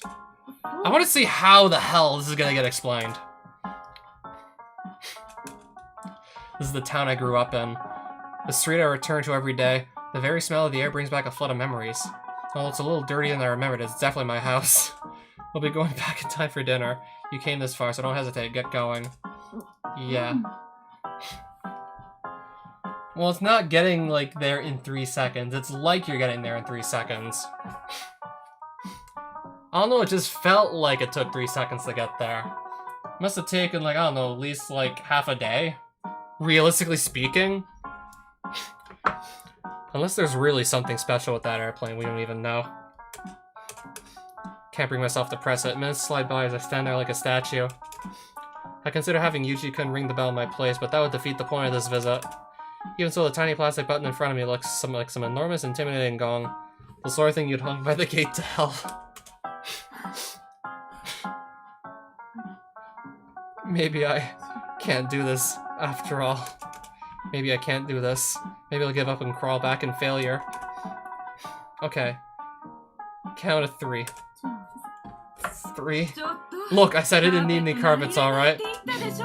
Eek! I spin around to find myself face to face with Mom. Wasn't she supposed to be inside the house? But I guess you can see the front door pretty clearly from the garden, since it was just standing out here all this time. Maybe she thought I was some kind of suspicious character? She used to drive off door-to-door salesmen like this every once in a while when I was a kid, kind of think of it. Can't say I expected her to keep up at this age. Bemusement, shock, and hesitation and happiness swamped me all at once, fusing into an unidentifiable mass of emotion. Oh, goodness. I'm sorry. Had this pushy telemarketer a while ago. Thought it was him. Sorry about that. I don't have many guests out here. Anyway, please come on in. I was just gonna be on my way. Didn't you come here for a reason? It's alright. Come here, okay? Okay. Now that I get a better look, you're really quite a beauty. Take after your mom, perhaps? Anyway, better get inside before the coyotes come sniffing around. A little thing you would like, go down in one gulp, you know? Alright, so... this American mother knows some Japanese, apparently. Yes. I'm all by myself out here anyway. No need to feel shy. Alright, so were they born American or Japanese? Mom bustles into the kitchen and makes tea for me. It's her special black blend with honey and ginger. When I was a kid, I really loved this stuff. I remember asking for so many refills she got mad. I didn't think we'd have an ending this long, though. And now we're suddenly in America meeting the other Michiru's real parents? As in the parents of the girl that gave her heart to, well, Michiru, so... yeah. What's the matter, not to your taste? No, it's delicious. Very much so. Glad to hear it. Have as many cups as you want. Mom smiles at me like a child. The tea definitely isn't bad, but the flavoring's a little too sweet for me now. Are the ingredients different? Does this tongue work differently than mine? Or did I just grow up? Glancing around the room, I notice how spare and empty it is. A small twinge of something like loneliness strikes me. It's the sort of melancholy you might feel when walking a scrawny old dog on a rainy day. Is your husband not in today? The old man? It was awful sudden with him. I'm afraid he died last year. I've been living on my own since then. When I had the family in here, I was always complaining about how cramped the place seemed, but it's pretty roomy for one. Don't know what to do with it all. Mom chuckles at her own joke. But I know how much she loved Dad. She has to be forcing herself. Was your husband your only family? No, about a daughter. An adorable, sweet little thing. She'd be about your age now if she was still alive. Once we lost her, her dad changed completely. Threw himself into his job like a man possessed.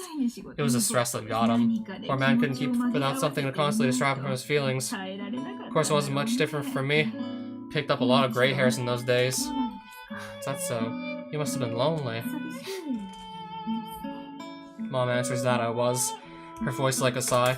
I've been lonely for sure, but my husband and my girl are still alive in my heart, you know? I'm not alone. We're together right here, and that's where it counts.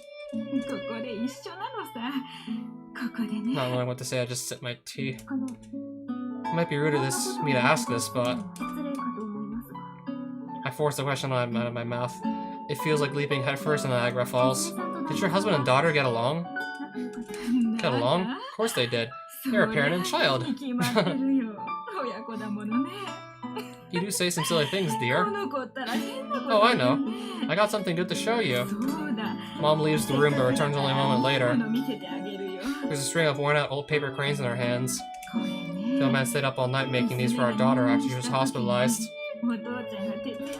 Of course, when it was time to actually give them to her, the man said he was too embarrassed. I swear it was always a shy one, but I guess from that face of his. There's a whole mountain of these in the storeroom, too. All 1,000 cranes. Japanese tradition, isn't it? He always had a romantic idea. But this was all years ago. Now.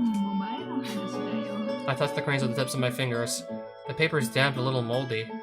Even so, my heart fills up with warmth. Just imagine my stern-faced dad hunched over a table making origami makes me want to laugh. Not his style at all. My husband and I love that girl from the bottom of our hearts. It still pains me at this day that we couldn't save her. I know I'm talking nonsense now. Silly, impossible dreams, but if I could see her just one more time, I'd want to apologize. I want to apologize for not protecting my daughter till the end. I want to know how sorry I am that I couldn't make her happy.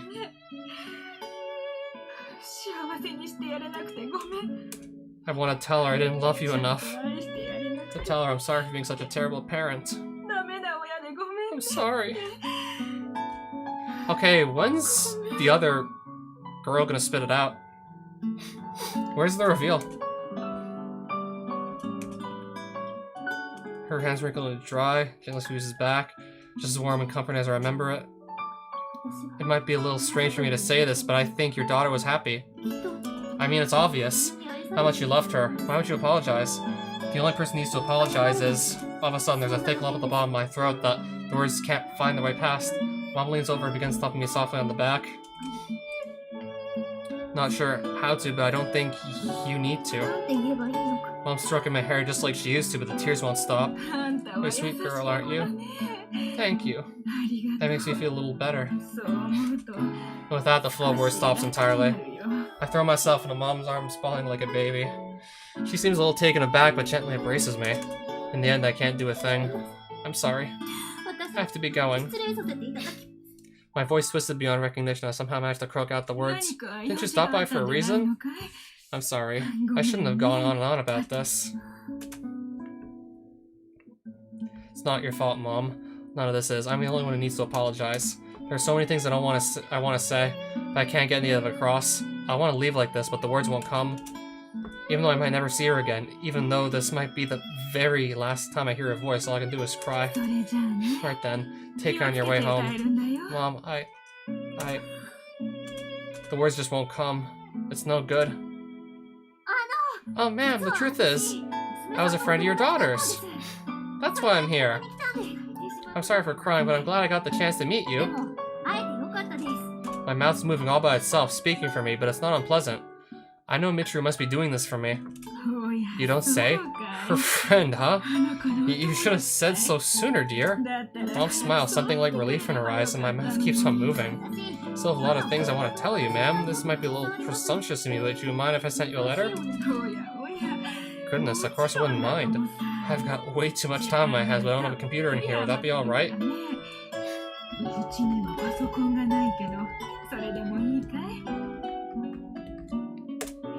Wait, so which Michiru is talking now? Like, the one that just decided she wanted to live and broke out of the coffin, so like the real Michiru is taking over for the other one? Okay, so like the other Michiru just couldn't like do what she like wanted to, so like the real one took over? That's okay. Oh, right, you a real letter. Please keep an eye out. I'll definitely send it soon. Thank you, dear. The address is Gardner. That's fine, I know. That's so? Okay, then I'm gonna get going. See you later. Until next time. Be careful on the way home. Mom petted my head one last time. I never thought I'd see her again, but you couldn't brought me to her. I thought our relationship would end with this one visit, but Michiru helped me. I want to thank them, but the only things that came out of my mouth are weird strangled little sounds. On the road outside my house, after making sure Mom wasn't watching, I cried my heart out. It's alright. You did good. Michiru reassured me. Yuji couldn't struck my head many times, just like Mom had. The familiar smells of my hometown, the scent of kind-hearted friends mingled together, and a pleasant, comforting breeze that seemed to be blowing from the future. A high place. This is back near Japan, near Mahama Academy, right? And so a curtain falls on the story of two peculiar girls. The girl who shut herself up inside a box and waited for rescue is gone. Michiru's come to understand that she's the only one who can save herself. Right, so is the bad ending like also like 2 hours long, or is it like way shorter?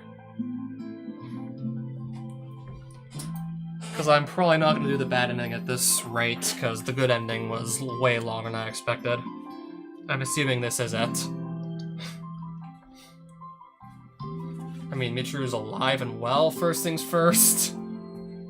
Even though it took her literally just breaking out of a coffin and, quite literally speaking, coming as close as you possibly can from coming back from the dead to do so.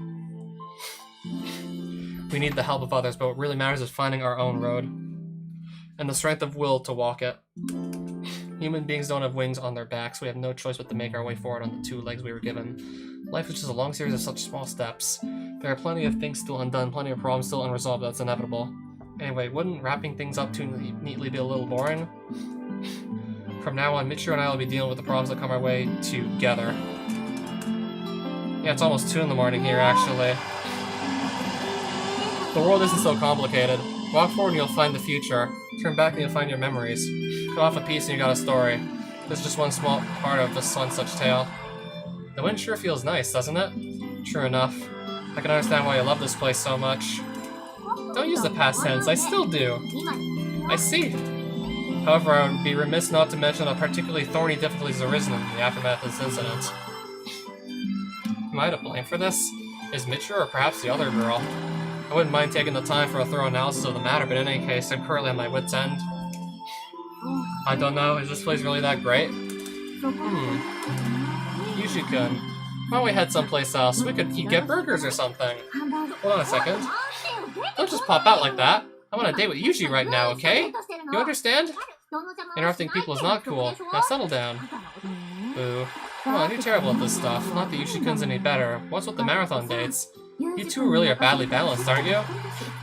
Kee! You could have kept that thought to yourself. Hey, Yuji.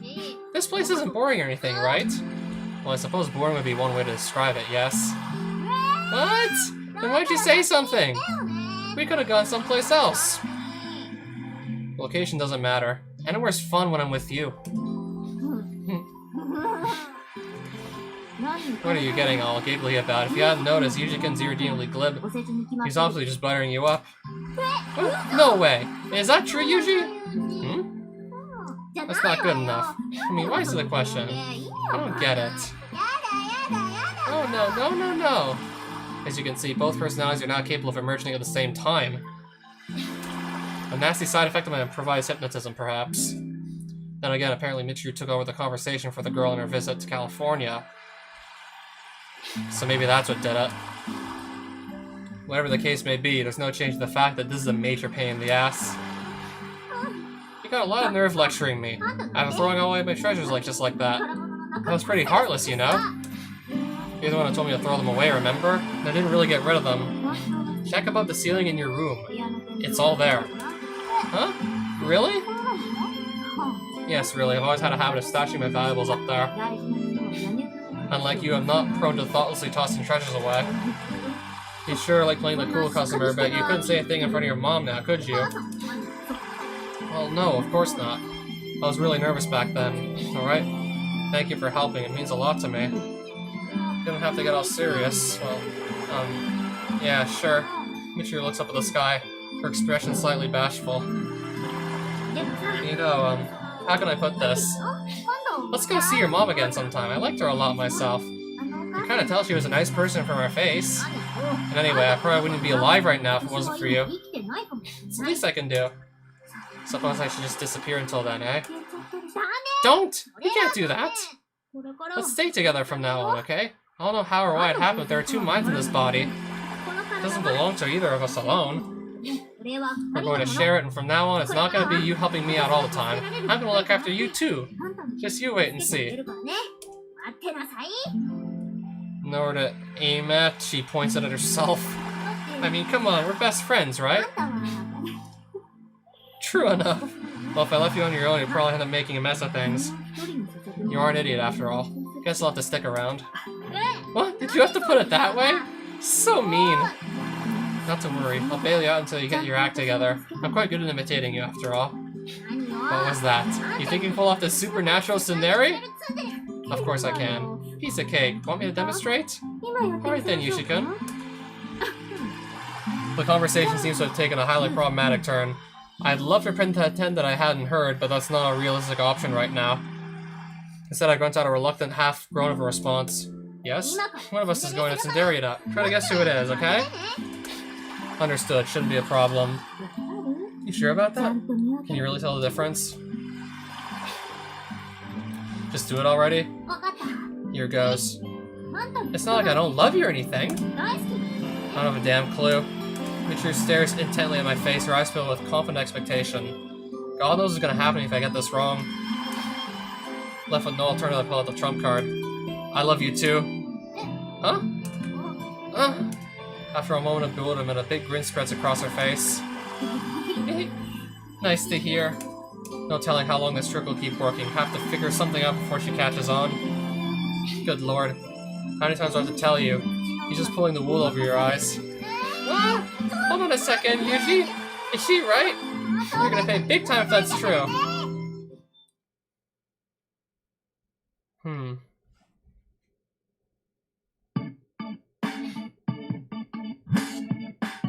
Oh, so is this like the credits or something? Yeah, I can see the credits, but it's not actually showing up on stream. Yeah, I can see the credits, but for whatever reason, again, you can't. Yeah, like, I had this problem way, way back when I saw, like, the introduction movie to Fruit of Grisaia. Yeah, there's credits that I basically, like, it just doesn't seem to show up on screen.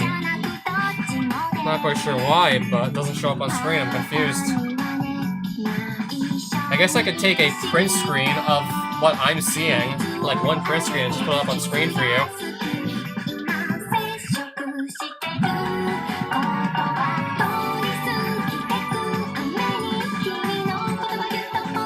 Wait, can I even do a print screen in Microsoft Paint, or is that also busted?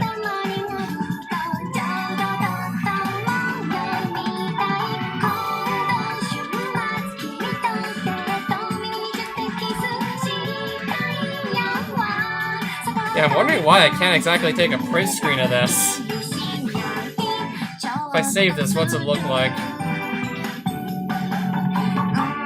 Credits.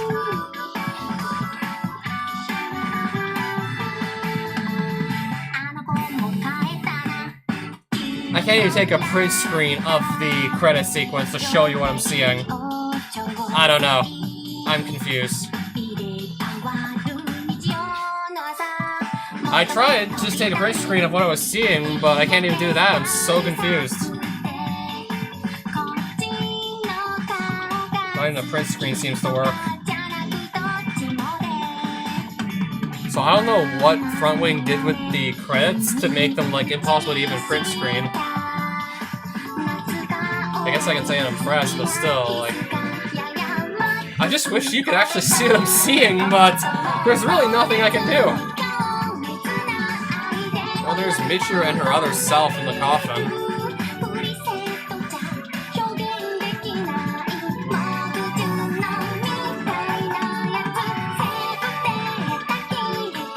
And then being pulled out of the earth.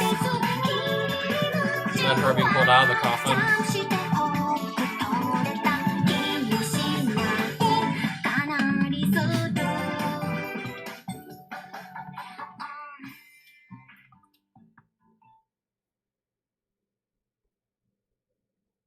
Oh, still not over yet? Hello again.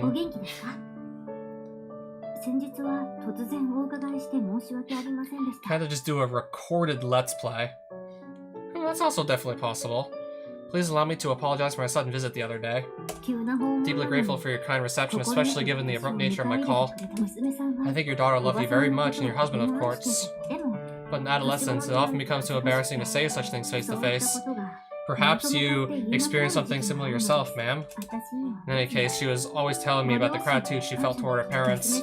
Your daughter told me a story once about a visit to an amusement park hand in hand with her mom and dad. A trip she said she'd never forget. She described a wonderfully colorful world, the heartfelt laughter of her family, the smell of sweet popcorn, the vivid red of a balloon sailing into the sky. She told me about bursting into tears when a big scary mascot character came lumbering up out of nowhere. About sleeping on her father's back when she got tired. About the scolding she got for eating all the souvenir chocolate crunch on the car ride back home. Always with an affectionate smile on her face, as though every one of those memories was a treasure. In the period behind childhood and maturity, we're often reluctant to honestly express our gratitude. But when we leave the things we had far behind, we come to realize with painful clarity just how precious they were. Just how happy they made us. I'm gonna write a little about myself now. Today I'm blessed with kind friends and a wonderful partner, surrounded by people I care about. It's a very happy life. Although we're very far apart, ma'am, I consider you a crucial part of that life, a dear friend. I apologize if my presumptuousness offends you, but that's truly how I feel. Right now I'm far away from you and your daughter, but I doubt a day will ever go by where I don't think of you. And I believe that your daughter has found happiness. This letter's getting rather lengthy, so I'll wrap things up here for now. May I write you again? There's still so much more I want to tell you. If you find yourself with too much time on your hands, please send me a letter in reply. I'm very interested to hear how you're getting along. Well then, until we meet again. From Japan, with love. That really is nicely written, but this isn't breaking the rules. This is my date day with Yuji, right? You're supposed to be taking the day off. I really want to finish writing this today. I'll allow it, I suppose. We'll just treat it like stoppage time or something. If I would have known the ending was going to be like this long, I would have actually split this up into 2 live streams. If I would have known there was going to be like another hour or so after she broke out of the coffin. Because yeah, I had no idea it was going to go for this long. I had no clue. Your partner is my partner, right? Of course not. Yuji's all mine! Is that so? What's that supposed to mean? Oh, nothing. Hey, get a move on there. Don't be late unless you feel like running again. See? You hear that? If it makes me run, you better do it instead. Jeez, alright. Nothing left now except sealing the envelope, so I'll go to sleep. Make sure you remember, alright? Seal it and mail it. Okay. Good night. Bye. Yeah, night. I can feel her closing her eyes and sinking into sleep. Since we accepted each other, we picked up a bunch of new tricks like this. These days I can feel it moving inside me. 3 minutes until your scheduled time of assembly. I'm gonna make you both run, by the way. Time of noose is a group responsibility. Wait a second! Just a second! I take the envelope and begin to fold the letter, then pause. Grab a pen and scratch a few lines at the very bottom of the page. P.S. I remember the way she hid my treasures. When I slid the corner tile free from the dorm room ceiling, my diaries and photos came tumbling down along with my treasure rocks. Maybe my patience is at an end. I'm leaving you behind. Next time get moving 5 minutes before you think you need to. Hold on. Wait for me. Let's go mail the letter together. Well then, until we meet again, from Japan with love. Oh my, she really is a sweet girl. Awfully kind of her to bother writing to an old lady like me. A postscript? For some reason the characters seem a lot sloppier. If you've left your daughter's room the way it was, please try looking above the ceiling. You might find something. Above the ceiling? Let's see here. Thanks for everything. I love you.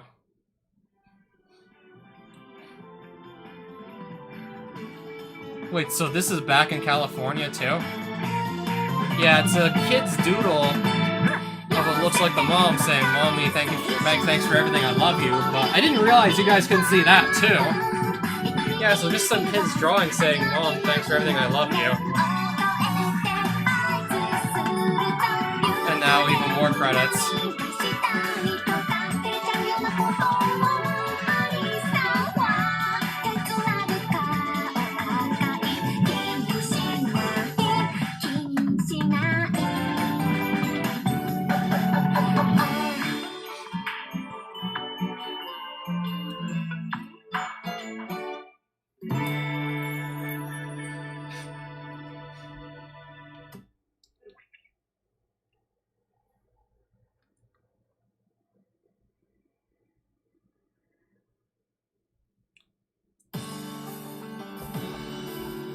Wow.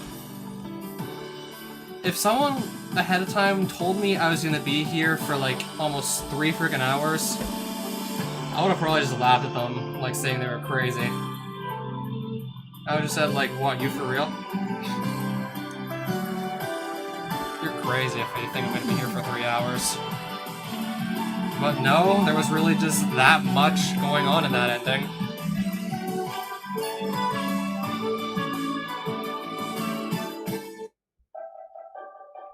So this is the bad ending, apparently. Because this sounded way better than... Well, the ending that resulted from this sounded way better than, well, what I'm expecting from this. Just be with me, it'll be enough. All of a sudden I'm hugging Michiru tightly. I didn't really expect to get so emotional about this, honestly. My body seems to be moving faster than my mind. Yuji, that hurts. Yeah, sorry. Reflex. Going to the hospital and have them take a look at me. You're gonna stay here and look after the place while I'm gone. Come on, you're the one who decided this, remember? Lost my call for a moment there. Sorry about that. It's fine, I mean, it made me happy. With one last bright smile, Michiru turns to leave. Okay then, Yuji. See you later. Okay, so she still does leave, just without the kiss. Without her, the school felt strangely cold and quiet, like a rain-damp forest in winter. I awaited a return, filling the time of my reading. It was just a week. Only a week. The books I completed formed the pile at my bedside. Just as the tower reached 20 volumes, the principal called me to her office. Something wrong with Michiru? I think it's fair to say something is wrong, extremely wrong, in fact.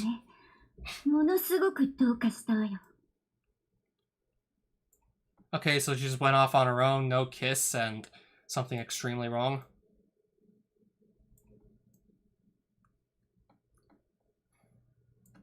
If this doesn't take like more than 10 minutes, I'll just see what the bad ending is.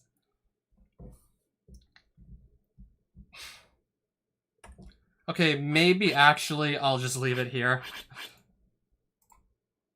Fool on the Hill, we're just gonna actually leave it for tomorrow. Okay, I'm just gonna sort of end this on a cliffhanger. Something's extremely wrong with Michiru if I just, like, take the other ending. Alright, so recap what happened, let's see. So the week passed by really quickly. Don't leave after all, let's stay together. Don't need to go to a hospital.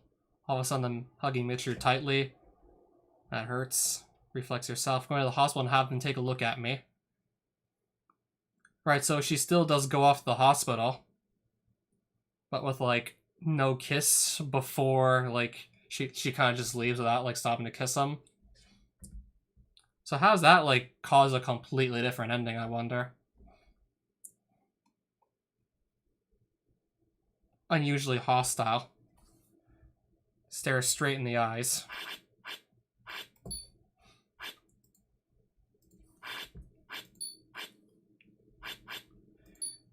I'm probably going to be doing this again tomorrow, just to see what the bad ending turns out to be. Probably will be the bad ending if the other one sounded like a really good one. Even for the other personality even got to be happy too. Which was another pleasant surprise. Yeah, so good night, and probably won't be able to wait till tomorrow to see the bad ending on this.